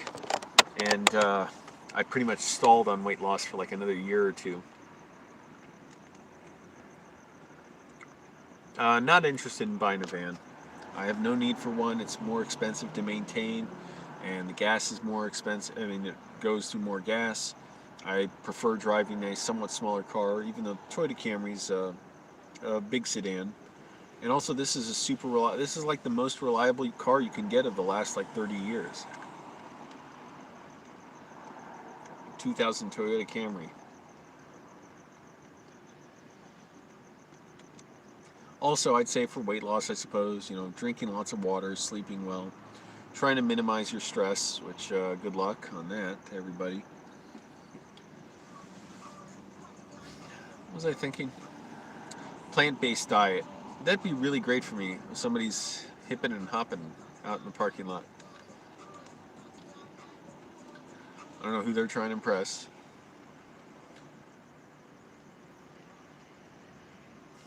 What was I thinking? For me, it'd be really great to be able to eat vegetarian. You can eat low calories, very healthy. I would really be glad to do it because chicken has a lot of calories in it. Aside from, yeah, I don't, you know, it pollutes. It's you know, killing animals and the cruelty, you know, involved to animals. I mean, animals can feel things. You know, obviously, I'm not super, you know, like I don't stick to not eating animals because it's just hard to get anything like that to eat in plant form that I can eat out that I don't have to cook. But I think it would be fantastic if I could just be at least mostly vegetarian. Maybe I'd still eat fish and some chicken, but I think it'd be great to lose weight. But as it is, I have to accept where I am and accept that I have to lose weight, you know, the way I am. Yeah, eggs too. I just eat egg whites, or at least when I had eggs. Gravity transformation, I'll try and remember that. No, I wouldn't try and forage for food. I don't know what's safe to eat and what's not. Sometimes I see mushrooms, I think, growing at the park, or maybe that's just my imagination. I'm like, whoa, I'm hallucinating. Magic mushrooms.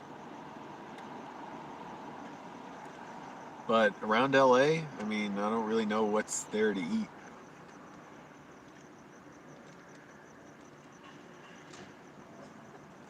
So what am I going to do, you know? Yeah, it'd be great to eat healthy plant foods all the time. I like eating cooked bell peppers. That's how I lost a lot of weight. I got down to 159, my lightest. I was eating cooked bell peppers every day and oatmeal. And I would have sardines in there too.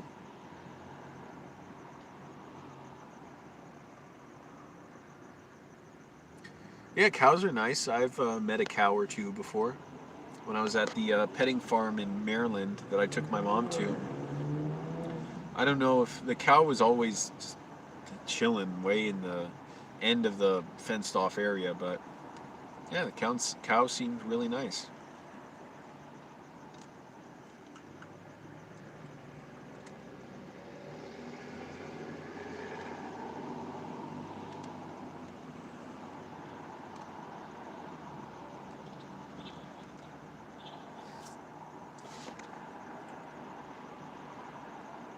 Yeah, I don't like stuffed bell peppers. Can't stand them. Disgusting. But just slicing up bell peppers and cooking them, that was good eating to me. Problem is too though, bell peppers they go bad in your fridge, so you got to eat them fairly quickly. So it's like, oh, I'm going to the grocery store every other day practically to get bell peppers. Wait, did they go bad? I don't know. I can't remember. Maybe not, but I never wanted to buy too many, especially because I had so many roommates and it was hard. Like I didn't have a lot of room in the fridge for my things.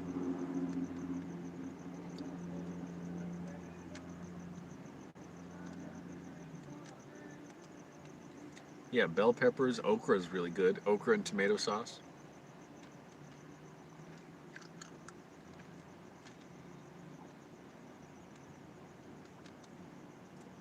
What else? Beans. Oh, and I would include like in my eggs. I would make egg whites with bell peppers, onions, tomatoes. That was a good meal. It just takes time and it's expensive, you know. That's a problem and a lot of preparation. Yeah, broccoli. I don't know. I kind of get the idea, even though I kind of wouldn't like the idea of spending the money of these companies like Blue Apron or whatever else that offer like pre-cooked meals, and then they're frozen, and you just heat them up. Icon meals, I've seen those. I saw Wes Watson promoting them. Saw him. He does it every day, and you know you can track your calories and macros on it and everything. I like Brussels sprouts. I mean, I don't know. I like them cooked. I guess I don't know that many vegetables. Potatoes, sweet potatoes, those are good too. And you can microwave them, but it takes a while to microwave them. You got to microwave them like 5 minutes on each side at least. And if it's a bigger one, you got to do it a little longer. Steel cut oatmeal, that's good. That's a plant, wheat.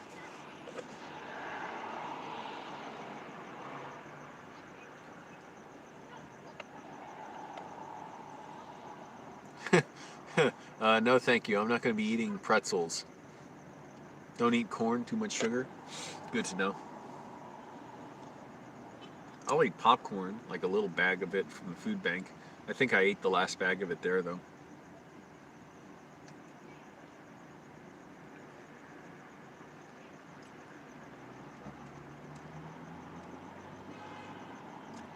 What are we all going to do? It's quite a life we've got for ourselves here. Me and this community of followers that I have.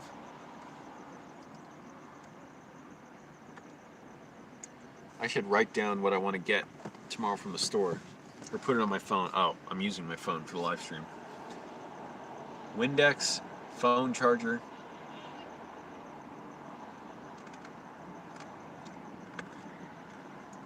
And I forget.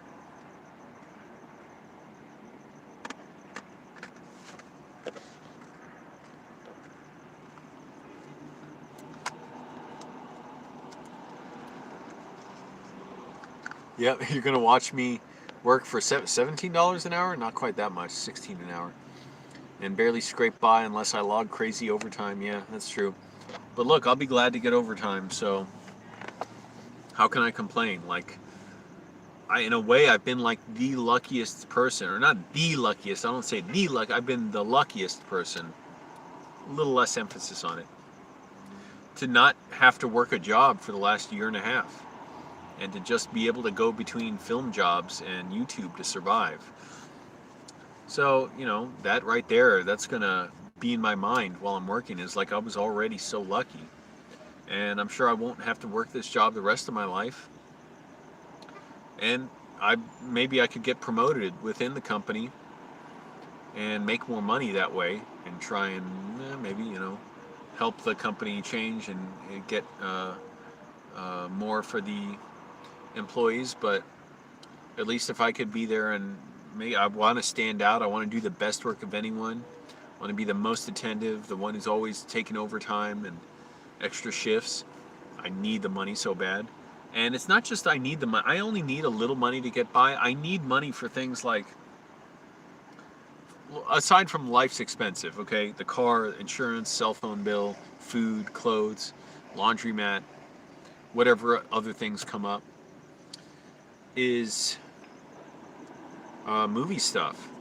So potentially getting a new camera at some point. I mean, those are pretty expensive, and it's not even the camera's the most expensive thing, the lenses and memory cards, and maybe, I don't know what, rent a storage unit, get some lights, because if I have a place I wouldn't necessarily have room for it,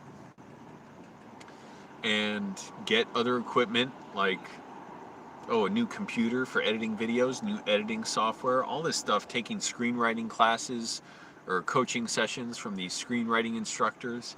So that's what I want money for. It's just to make things happen that I need. It's not just because I want lots of money for luxury. I'll still keep this car as long as I can. This is a great car. It'd be cool for me to keep it another 10 years. And what do I mean another 10 years? I've only had it like 9 months. Or actually 11 months now.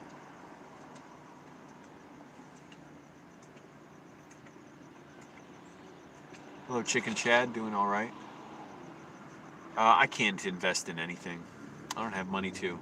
They say only invest what you have to lose, if you're able to lose. I did once invest in some bank that closed down, like Wells Fargo or something. And as a result, they sent me like a $125 check because they closed down. That was like their settlement for everyone. What gadget could improve things now? I don't know.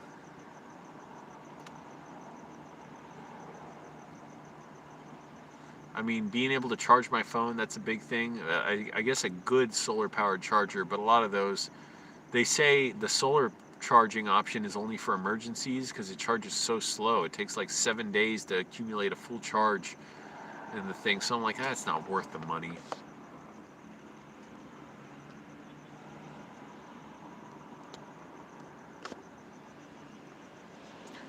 I mean, gadget, I don't know. I think, these cars that run on gas, too much work, maintenance, even, a reliable one like this Toyota. We've got to get something better. Crank charger, how long is that going to take to charge everything, though? I mean, to build up a charge and charge my phone. I had one of those as a flashlight. No matter how much I'd spin it, I couldn't get it to last for more than like 1.5 seconds. Yeah, and stocks, you got to have a lot of money to lose. You got to be willing to lose a lot of money. I have no money to lose. What am I going to invest? $5? I don't even know how to work that stuff. I think I did open an E-Trade account once, and I don't know, I did something. I wasn't even sure how to use it. I'm not sure. I don't remember what I did with it. Who knows? Maybe it's still out there doing something. But maybe I still have money invested in something. I have no idea.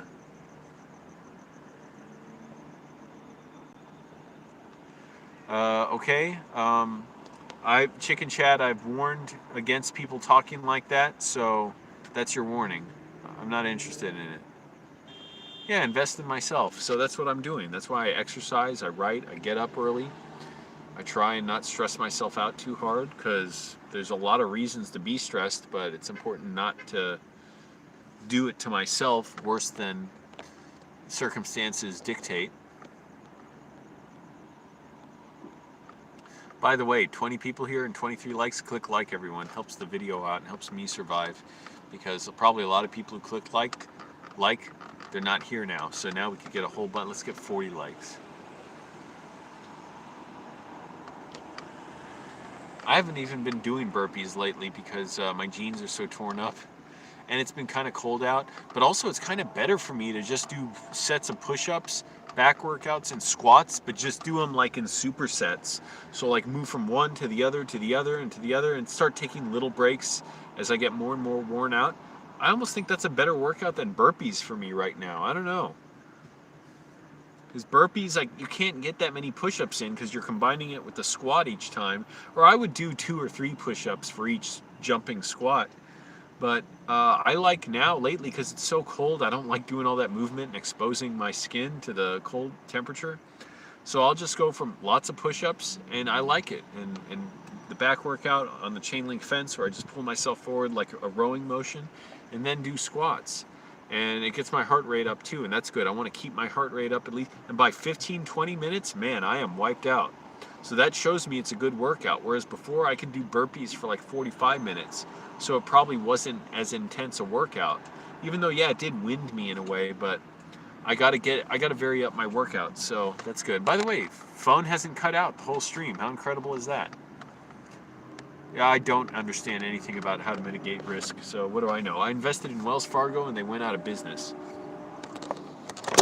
Like I said, I did get that check from them afterwards. Maybe that was my E-Trade account. I can't remember. Wow, I look monstrous at this angle. It's good for Halloween. All right, I'm gonna mute the stream. I have some business to do.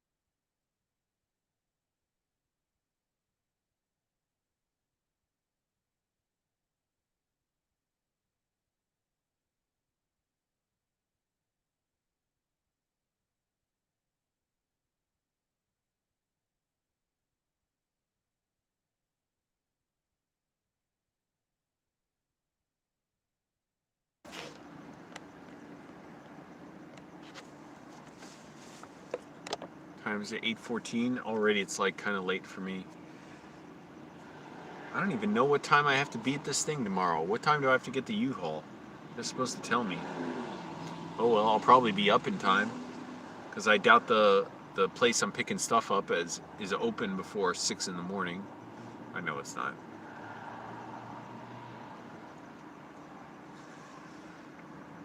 Yeah, man. Almost reminds me of when I first moved into my car and I was just trying to connect with people and see if I could relate to anyone really. And what a different time that was 2 years ago, and yet it feels like I was so much younger.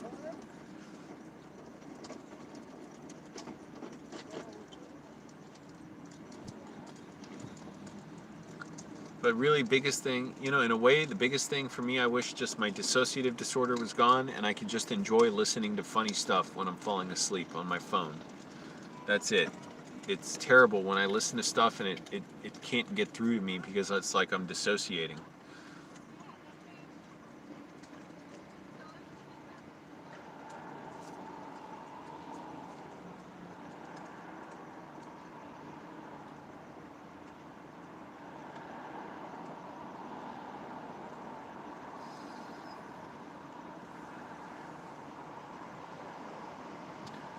And who knows how much this Trump virus could spread even worse. I mean, we kind of know, right?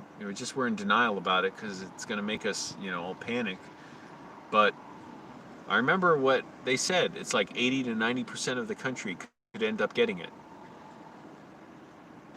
So just imagine. I mean, as bad as it is now,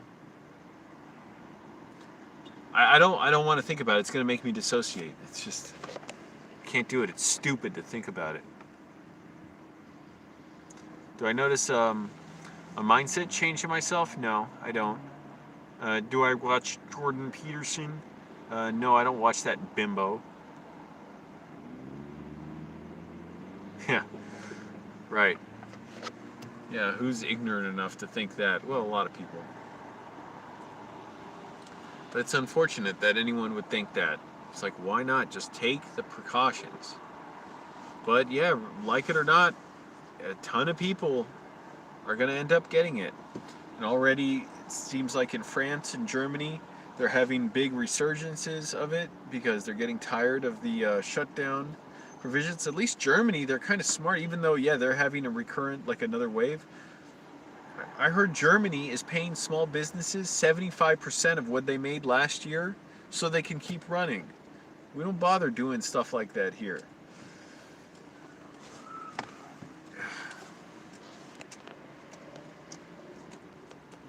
You know, we don't bother doing basic things that are sensible to actually help people. I'm going to roll up my windows somewhere.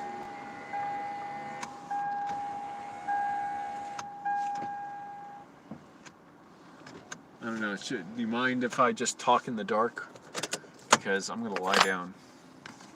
And I got to remember to avoid having that sleeping bag on my face, because it's going to make this rash act up. I have to simply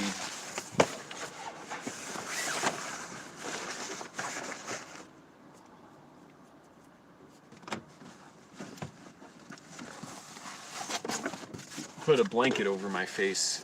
So whatever the sleeping bag does, for some reason this left side of my face, it makes a rash break out if it's all over it.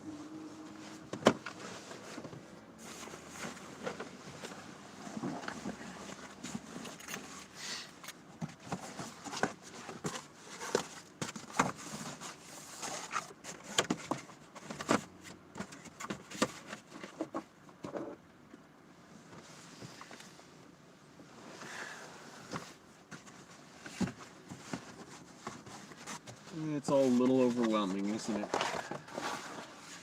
But that just makes it much more important to push through, and makes it better to use up so much strength to get through it, even though I'm feeling so dumb on my story that I'm writing. I mean, not my life story, my movie I'm writing. I'm trying to crack the story on it. I'm like, this is not what I want to get out. I know I have something I want to get out. The story is not getting out there yet. It takes time, and I still have skills to develop in that regard. Oh, excuse me. My allergies always act up at night slightly.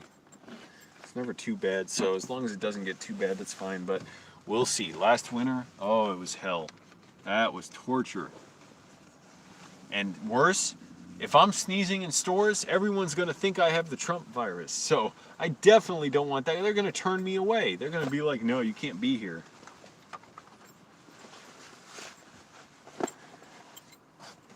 Gotta lose weight.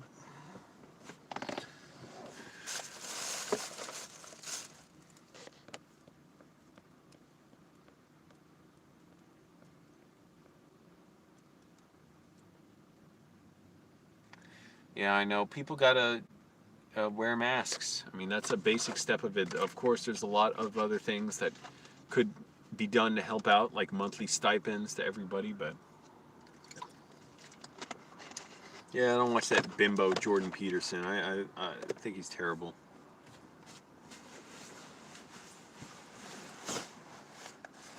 He's just a bimbo to me.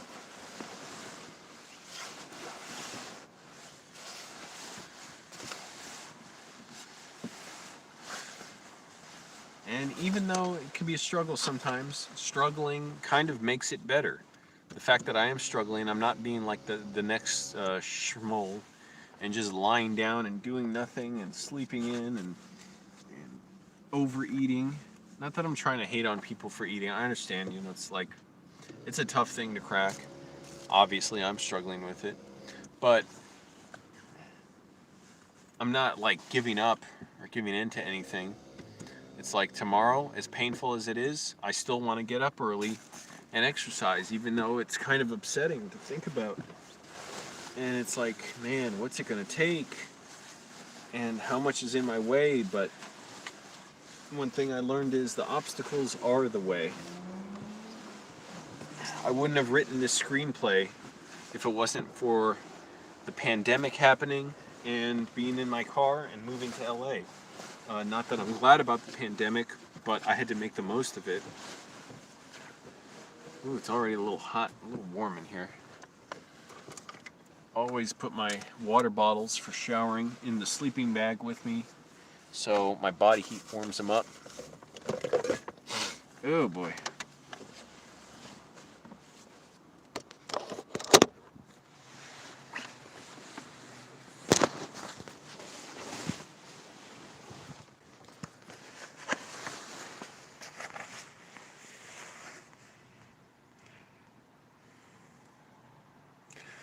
Oh, Kool-Aid.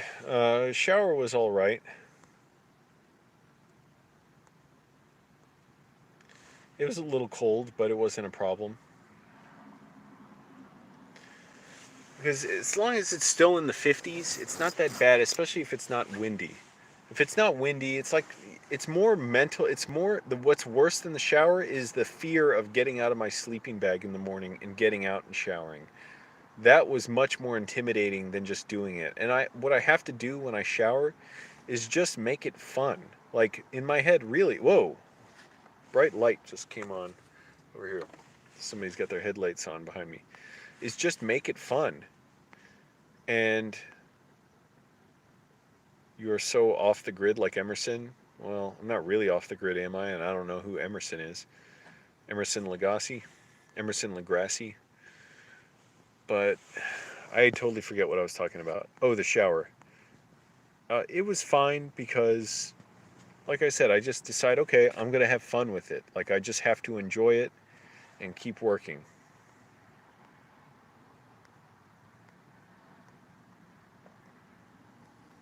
Yeah, not let this get me down and think, oh, I'm such a loser now. You know, I don't even think like that.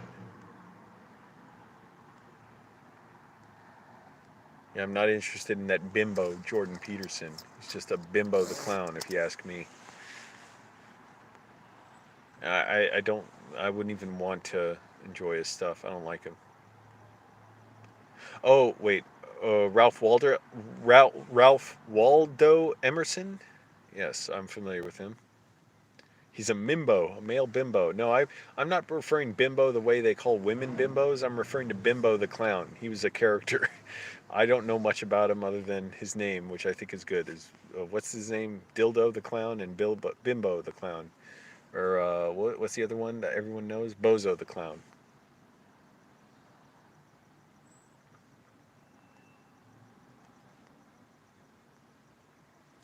I haven't seen The Mandalorian, but I know that's a popular line in it. Color Sock, this is the way.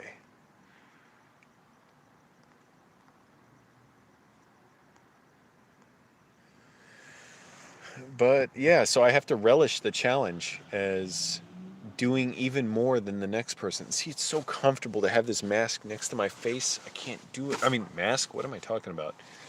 My sleeping bag. So I got to pull out the blanket and have that go over my face.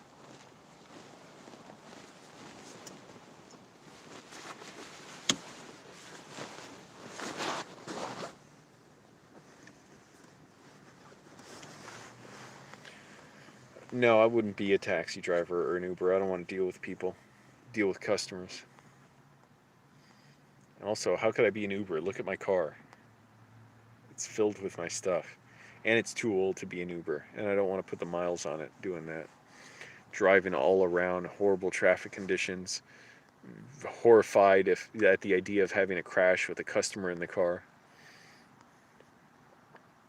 I drove on the freeway today. That was a little bit tense enough. People were like cutting out, driving pretty dangerously.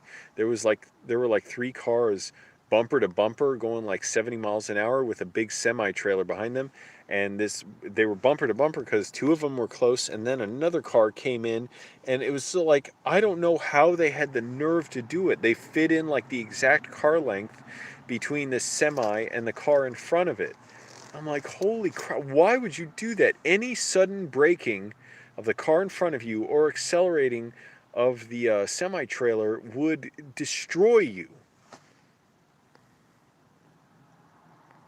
And keep clicking like if you haven't clicked like. What the hell am I saying? Already, because that helps the video too, and it helps the channel. And I appreciate it, all of you. being a little sentimental today. Who's my favorite Spider-Man? Well, I have to say Tobey Maguire by default. One, I love Sam Raimi, and I love Spider-Man 1 and 2, especially 2. Yep, Sean, or how do I say your name? Son? Christian? Yep, definitely U.S. good. I've never seen the Tom Holland movies, and I've only seen a few minutes of Spider-Man 2, which I think everyone agrees is just awful. I mean, not Spider-Man 2, The Amazing Spider-Man 2, where it's like, it is such a mess. It is barely a movie.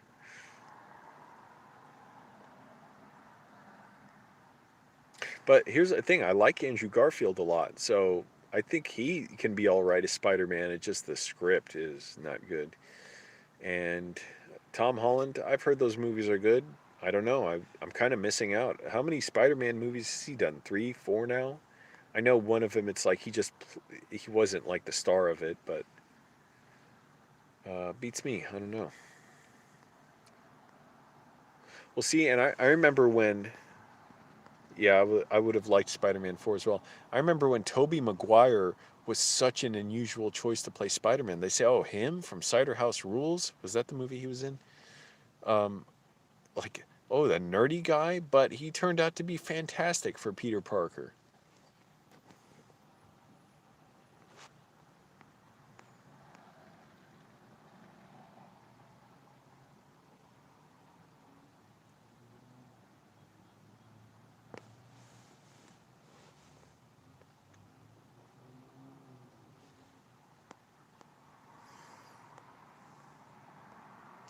Twenty likes. I see 27. Oh crap! And I didn't get enough water bottles. I meant to get another one for my trunk before I got all comfortable. Damn it! I should get it now, not delay, because I'm not gonna have enough water to drink through the night. I'll just put my shorts on.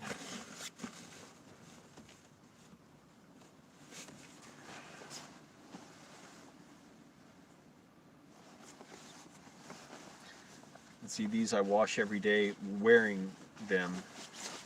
Well, they're a little firm because I didn't wash all the soap off. So it kind of dries and hardens, but what do I care? I only wash them, they're like shower shorts, basically. And because I don't want to wash my jeans with them on. That would be that would be impossible.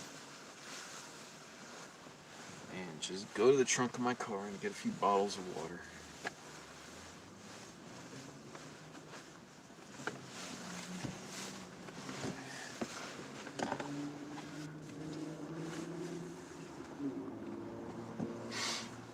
I should have gotten sandals from the dollar store. These were like $15 at Target. And my old sandals broke twice. I kept super gluing them back together and they just wouldn't last.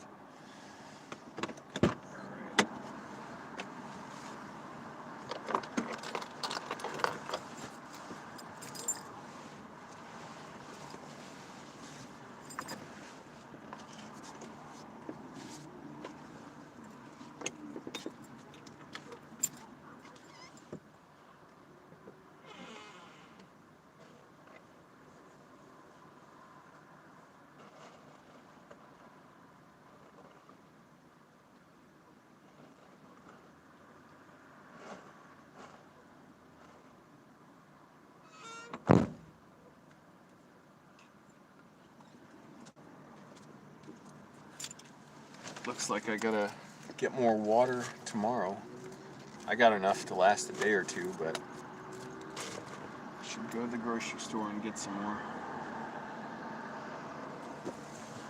Damn, that Axe deodorant, I'm smelling it now. It's like, again, the worst good smell. So it's still a bizarre feeling to smell it.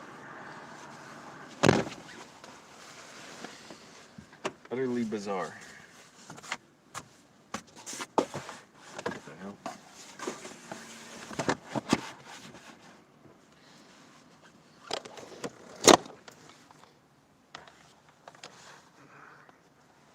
I've got to avoid the comfort of this sleeping bag on the left side of my face. That's what makes me get such a bad, what the hell, rash on my face. But it gets cold at night, so I have to have something covering me. Oh, the Spider-Verse. Oh, and I haven't seen the Miles Morales film. What was that called? Into the Spider-Verse? I heard that's great. I haven't seen that either. But I love the character of Spider-Man ever since I was a kid because what I loved most about him, how he always tries to do the right thing and help people, but he never gets credit for it. I just love that. Like, he's always crapped on for it. Although in the Saturday morning cartoon when I was a kid, he was like a roided up bodybuilder. Favorite wrestler? I don't know. I haven't watched wrestling since I was like a 13-year-old. Who did I like when I was younger? I don't know. I was a big fan of, for a while, Razor Ramon, Diesel, Kevin Nash, to you all. No, not Hulk Hogan. He was a little bit before my time in a way, and it's funny. He became a bad guy when he became so popular to me when he was in the NWO. It's kind of silly, all these names, New World Order. What is the New World Order? You're a couple of wrestlers.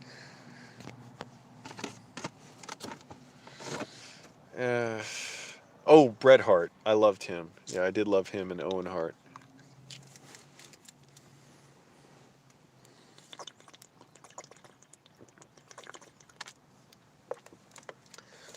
Ultimate Warrior. Guy was just massive. I don't remember so much. I like Randy Savage, like now, looking back. I don't remember if I was a fan of Randy Savage, the Macho Man, when I was a kid. I haven't seen The Boys. I don't see anything anymore, people. I don't have a home. Favorite thing about LA besides proximity to film industry stuff? Yeah, I mean, it's just got great places to be, great parks, mountains. I guess the mountains, and the valley, I'd say. Just the valley overall is so nice. There are definitely places in the valley I think would be great to live, assuming the commute isn't too far if I was working in film gigs in more downtown. But obviously that's all changing right now, so film work is not going to really be back until this pandemic's gone. I hope it goes away. I hope we can handle it. For now, I just got to calm down, take care of myself. I'm so glad so many people are here. I'll keep streaming. If there's 19 people here, I'll keep going. Click like, everyone. Helps the video out. I don't know if you can see, I got this blanket over my face. So it looks like almost like the blanket is my bottom lip because it's on my chin. I don't know what you're seeing. I mean, I see it, but I don't know how it looks to you. Just that streak of light across my face. Oh, there's my nose.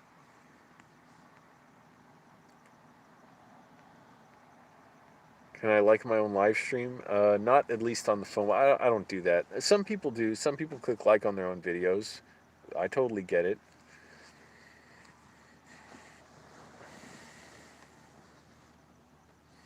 You do everything you can to boost your videos. And it's weird. Why, if YouTube didn't want you to do that, why would they allow you to do it? So, I don't know. I don't do it.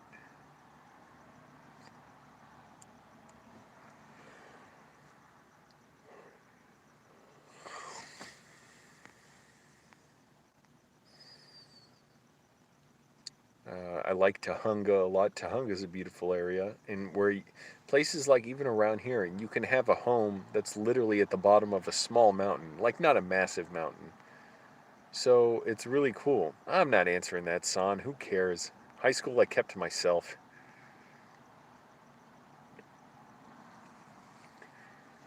High school was nightmarish anyways. It was where I developed my dissociative disorder. But, led me to where I am, so I just take it for what it is. But in the valley like Tahunga, San Fernando Valley, Burbank, a little less so, Sun Valley, Shadow Hills, you got all these great areas here with I would love, in a way, if I was going to rent a room, I would rent a room like at the bottom of a little mountain. Also, I don't remember most of the people I went to high school with. What the hell do I care? I wanted to get the hell out of there. Good. Go, dirtbag, asking all these personal questions I don't even have answers to.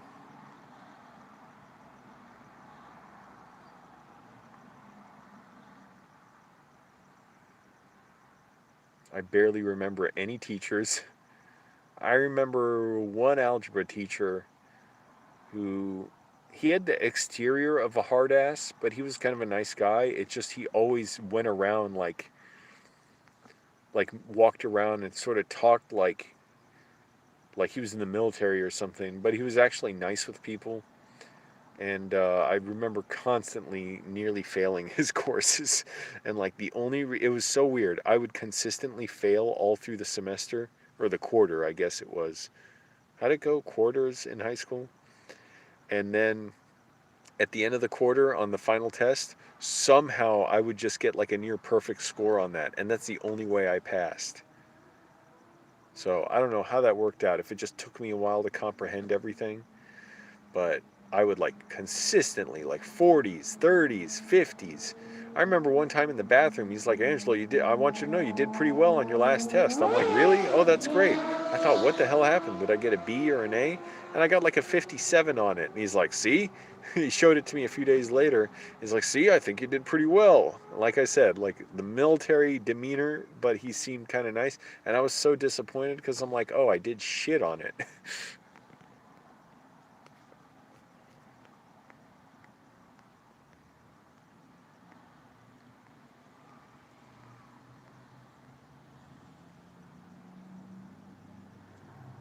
I'm literally struggling to remember more than and I don't even remember that guy's name.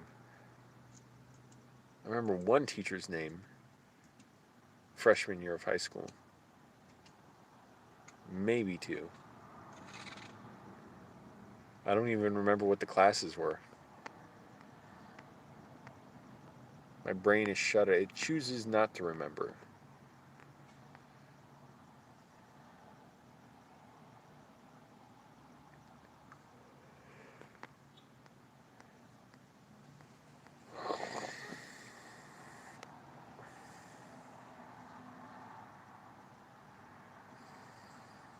So, anyways, it's kind of a gut punch right now, everything I'm going through. But like I said, it's good. I'll get up tomorrow, do it all over again, try and be even better.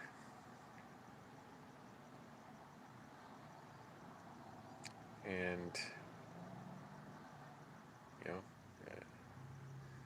it's just unfortunate, but got to keep trying new stuff. And really, I have it better than I ever had in many ways. I have no idea. I don't even know what I would do. It's not even like I have an idea. I just don't know what I would have done if I was still living in Arlington and working my job as a bouncer when the pandemic hit. So I would have lost my job, lost my ability to pay rent while living with my landlord, which would have been horribly awkward. I'm I wonder if maybe she would have tried to give me a break on rent because she was a nice person, even though landlords are still terrible. And I would just have I would have thought maybe then I would have moved into my car anyways, but it was really, or I mean, it didn't happen. It would have been really bad. Oh yeah, she was pissed. Well, no, that was a different landlord. I had another landlord in Arlington after I left Annandale. Colorstock, yeah, they can't evict you, and then I've read, but like what? There are thousands of evictions going on anyways, though. Landlords are just evicting people illegally. They don't care.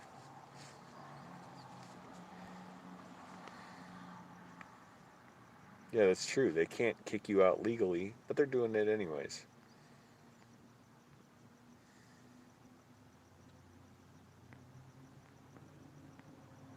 So what could you do against that? You know, try and go to court against them? Most people are too scared.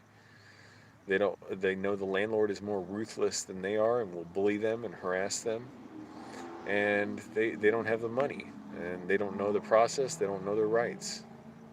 And the landlord will often lie to them about their rights and say like, "Oh, you know, if you got your stimulus check, you have to give me some of that, or I saw you've been getting checks from your job, you have to give me some of that." They can't do that. Some guy at the park, was it this morning or maybe it was yesterday? One of the employees at the park was yelling across like a little ways to another guy saying, "Hey, you think we'll get another stimulus check?" I looked over and I said, "Hell no." He wasn't even talking to me.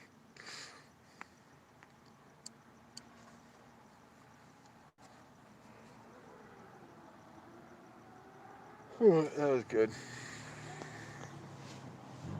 Can you hear all the motorcycles and just one motorcycle? It's not even that loud. It's in the distance. Yeah, I don't know how people get the nerve to ride motorcycles. There's a lot of them in LA. It just, it doesn't matter how good a rider you are.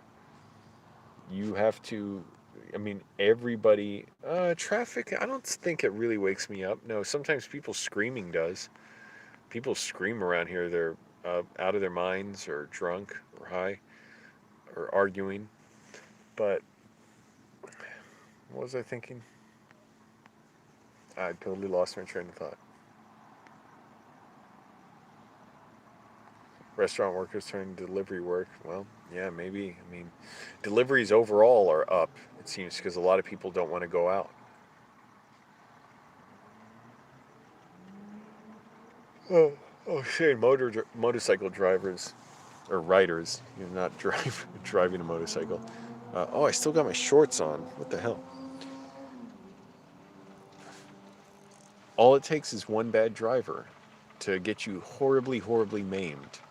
Doesn't matter if you're driving exactly as you should. They might not see you and crash into you. So, and I see motorcycle riders, some with a lot of gear on to protect themselves, leather jackets and pants, and then some with shorts on and a t-shirt. I'm like, that is so messed up. I mean, I'm glad they're obviously riding it and not crashing it, but I would never do that.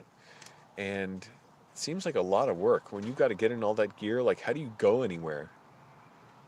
To go anywhere, like, think about it. You want to go to the gym? Oh, you got to dress up in leather and undress. Or you want to go to work? You got to dress up and undress. Yeah, sleep's good. Lately, it hasn't been as restful for me because of my dissociative disorder. It's not terrible. I'm not sleep deprived, but it's not as, I don't know, pleasureful as it used to be, I guess. And even as I'm saying that, I'm dissociating somewhat. But I don't know. It's like my imagination can't go away. Like you're saying, you could leave the world for a little while. My imagination isn't doing it as much because I can't. I can't really integrate into my own mind fully. But I'm getting there. It's getting there gradually.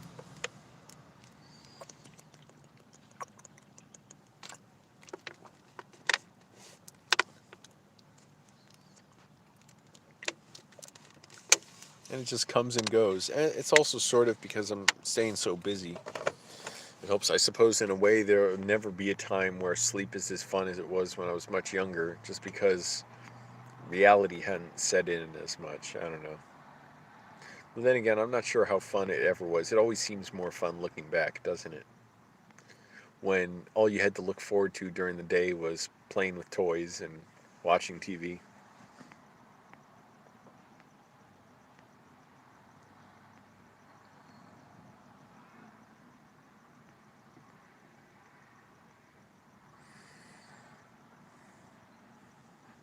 Also, the fact that I don't sleep in anymore kind of changes things. When I slept in more, yeah, in a way it was nicer. So just lie down. And I remember when I was living in Arlington, usually I was up by noon or 1 in the afternoon. But once in a while, like maybe once a year, I was just like, ugh, I just want to lie down all day. And I would. It was kind of nice to do that when I could. I didn't want to do it too much, but like just maybe once a year I would. Like, so I lived there 2 years. Maybe twice I did it. And I'd be like, oh, it's so nice to just lie down. I just don't feel like doing anything today. I think that's fine to do once in a while. Right now, I can't imagine doing it. I wouldn't do it. But if I had a home again, someday maybe. I don't know, maybe not.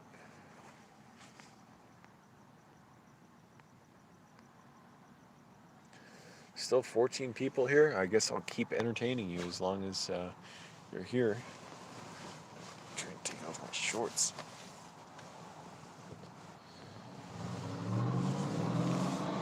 So yeah, today, in a way, it was kind of a sour day, but not really, because every day that's like that, it's just like more of a, you know, it's even better to go through it.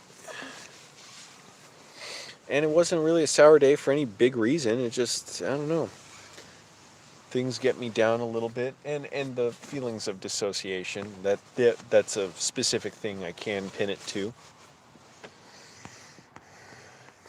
And the more general things in the background, like, yeah, don't have much money, kind of by myself out here, no home. But that stuff isn't really bothering me in a way, because it's been the same like that for a while. It's just, in a way, just being alone, not being able to contact people as much. Simple things like working, but that's going to change soon. And then we'll see. I'll still barely be getting by, I know. Just the expenses always pile up. No matter what, right? Everybody here understands what I'm talking about.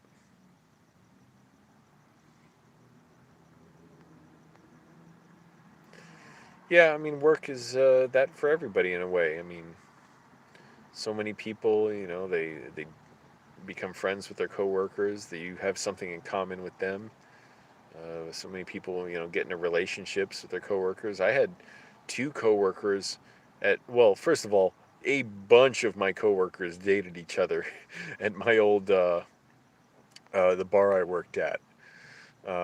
Two coworkers, they ended up, I don't know, I guess they moved together, and the woman got pregnant.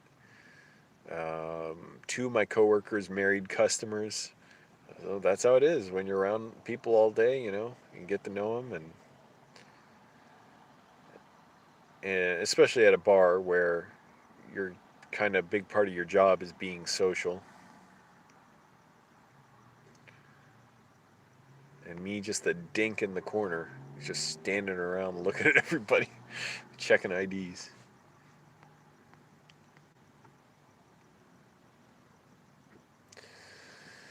And I do hope to get to know my coworkers somewhat at this new job, because, again, I want people to be able to trust me, appreciate me, profess their admiration for me, give me the good word for a promotion. Because let's face it, I think I'm probably going to work this job at least a year. At least. Because does anyone here, there's 15 people here right now, unless some of you have fallen asleep. Does anyone think this pandemic will go away in a year? It was supposedly, the shutdown was going to be 2 weeks at first. It's been 7 months now. Like, does anybody think, now that we're hitting like 80,000 infections a day, it's going to get better, and now the hospitals really are getting overwhelmed, whereas before we were able to flatten the curve, as the saying went. Now it seems like a combination of things are just making it so the virus spreads faster. Partly people's fatigue with it, and partly people have no choice but to go to work, and their employers don't care, and the government doesn't care. The government could be helping out. But nope, Mitch McConnell rammed through Amy Coney Barrett, and then said, all right, bye everyone, going on recess, or whatever he did. There will probably be new ones. New what? What do you mean? Like new viruses? I don't know. But yeah, I think at least another year or so. I figure I'll probably be at this job at least a year. And that's fine. That doesn't bother me. What I'd like to be doing the whole time is staying healthy, working on my writing, and just trying to keep a decent life going. It'll be interesting to see. Basically, some of the only current, up-to-date entertainment I get is, one, I watch Saturday Night Live on YouTube. I'm glad they're back in the studio. And uh, Office Hours with Tim Heidecker and my friend Vic. And I don't know, I don't like saying my friend anything. Just Vic Berger, who I think is hilarious, and Doug Lucenhop, who I think is hilarious as well. Check out Two Wet Crew. But COVID version 2, I don't know. Probably the start of a trend that viruses are caused. I don't know about that. What do you mean a start of a trend? We're 7 months into it. It's already quite common. And we could have gotten rid of it by now. That's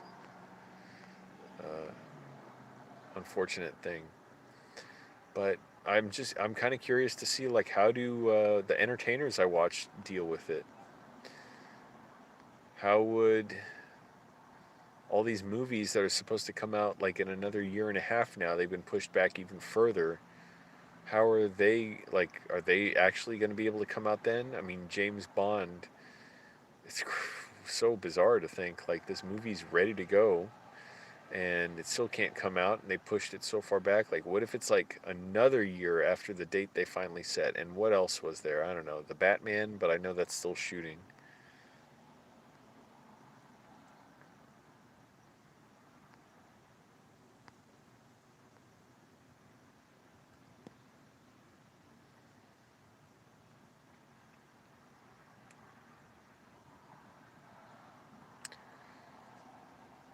Just got to keep moving. Tomorrow I'll do a little bit of work, which is good. I'll just be driving this U-Haul truck a little bit for a pickup and delivery for a short film I'm working on, and that's it. And then the weekend I'll actually be working on the film, and that's it. Oh, then I guess I'll pick up stuff with the U-Haul again on Monday.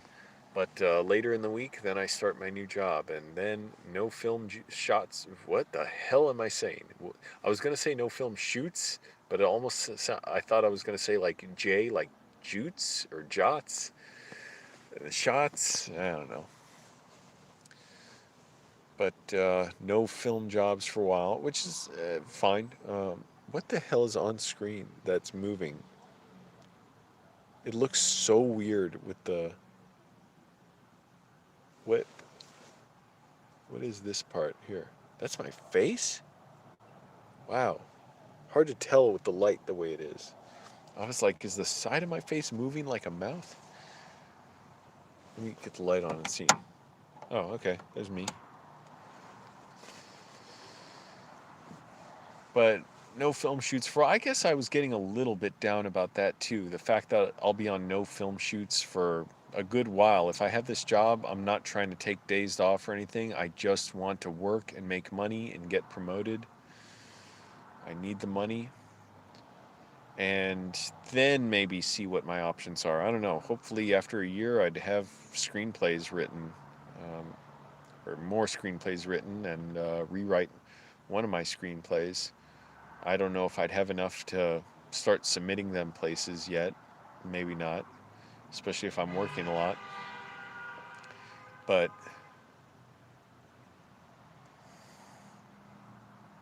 at least be well on my way. I don't know, who knows? Maybe 2 years. Maybe I'll be 37 when my screenplays are ready to go out. I'm not worried about that. It's surreal. These numbers adding up.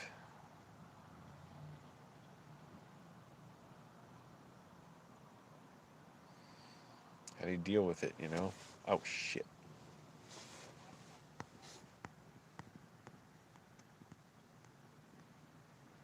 If I found a bag with $5,000, would I keep it? Yes, of course. Who would I give it to? Well, I will say this. Maybe if I saw in the news, if it was like an old woman or something who wanted it, but yeah, other than that, I'm like, well, how am I going to return it to anyone? What am I going to do? Put on Craigslist, hey, I found someone's bag of money. Like, if anyone if it belongs to you, please let me know.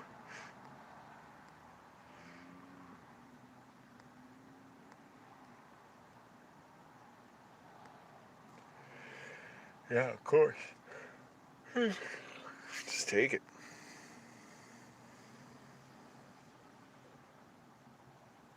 I remember when like a truck tore apart or something on the road and dollar bills or something were coming out. Everybody was stopping on the highway to collect them. I forget where this happened. Pennsylvania or Ohio? I don't know. Could have been somewhere totally different. And they had it on the news. People like catching the money, and they said on the news, "Yeah, could we people please return the money if they got it? We'd appreciate that." It's like, who the hell is going to listen to that? What are you going to do? Track them all down?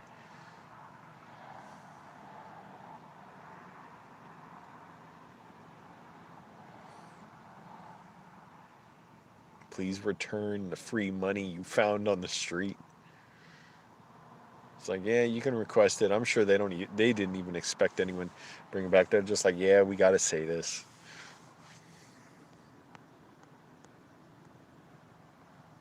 8:56. Holy crap, getting later.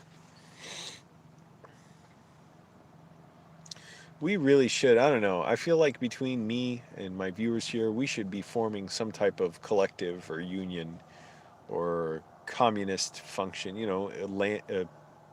Not land, but place in common or something in common that connects us. I don't know. Other than complete and blind loyalty to me, I'm not sure what else that would be. Something to help people out. I don't know. I guess just watching the videos helps enough. I'm too lazy to start a newsletter or anything.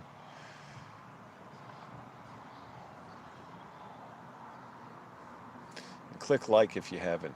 By the way, you got to help me out here. This is my job until I get a job, and then my first paycheck, let's think what it's going to. Jeans, a jacket, because the zippers on both my jackets are broken, and it's cold at the warehouse in the morning, so I got to have a good jacket. That alone right there could be like $70 between the jeans and the jacket. A good pair of jeans, like at least like $20 or $30.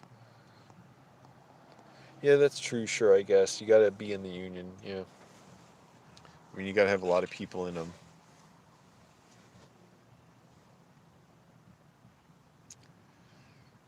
I don't know anything else that I should get when I get my paycheck. An oil change. I'll be at least another 60 or $70 with tire rotation.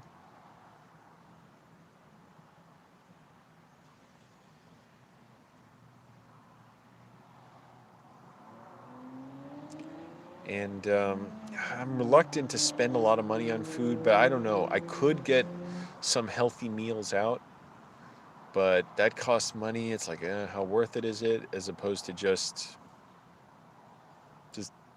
restricting my calories. You know, eh, because I could be spending money on expensive vegetarian meals. But it's like that's so much money. It adds up to hundreds and hundreds of dollars a month. But I don't know. It is my health, though. That's the thing. So hard to say.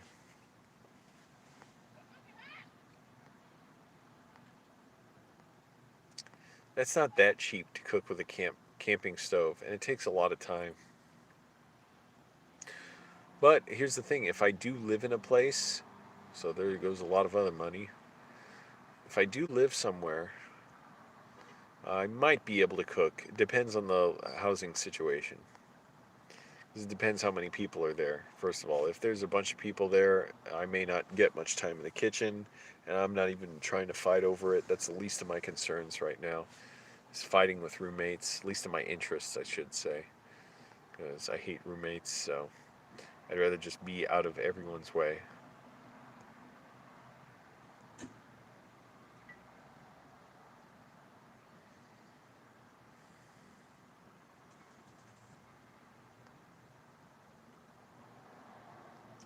And plus, you got to keep buying fuel for it, drive somewhere where you can use it, clean up is tedious.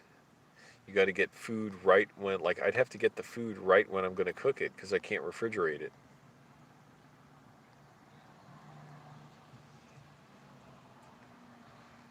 And that's a huge hassle.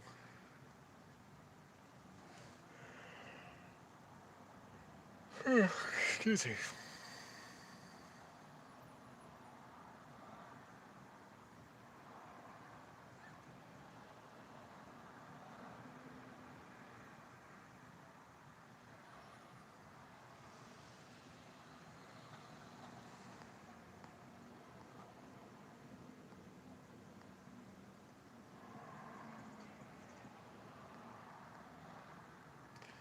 All right, Color Sock. Thanks. Yeah, I'll keep doing it. I'll be all right.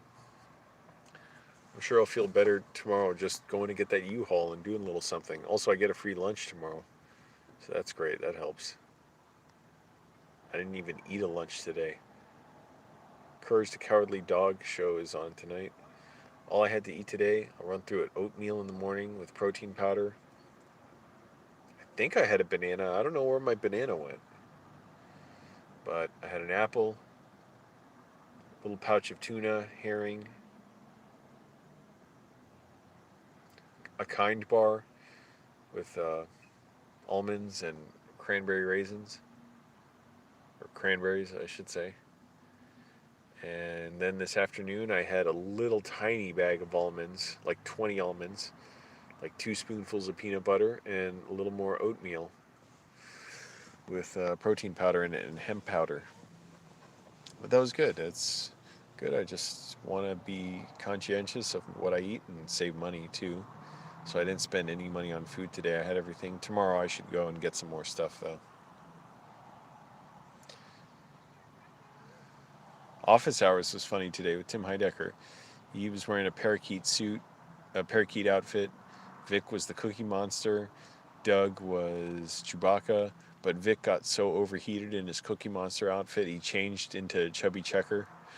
Like he wore the Chubby Checker wig. It was so funny. And Tim took off his parakeet mask like 5 minutes into the show because he couldn't see anything. But it was a lot of fun.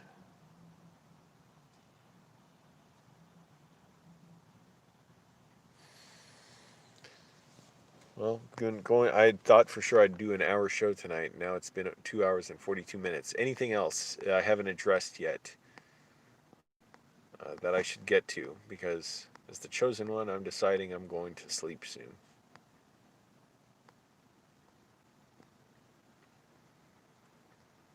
I see nothing else. No requests. 12 people here now. Unless a sudden influx of people shows up, I'm going to call it quits for the night. Unless you can get 40 people in here, that'll do it for me.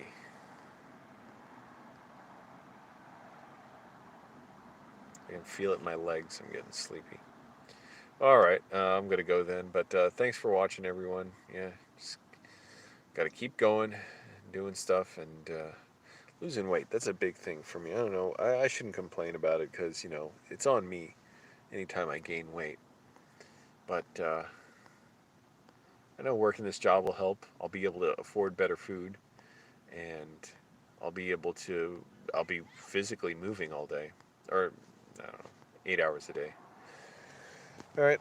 Thanks for watching, everyone. Bye.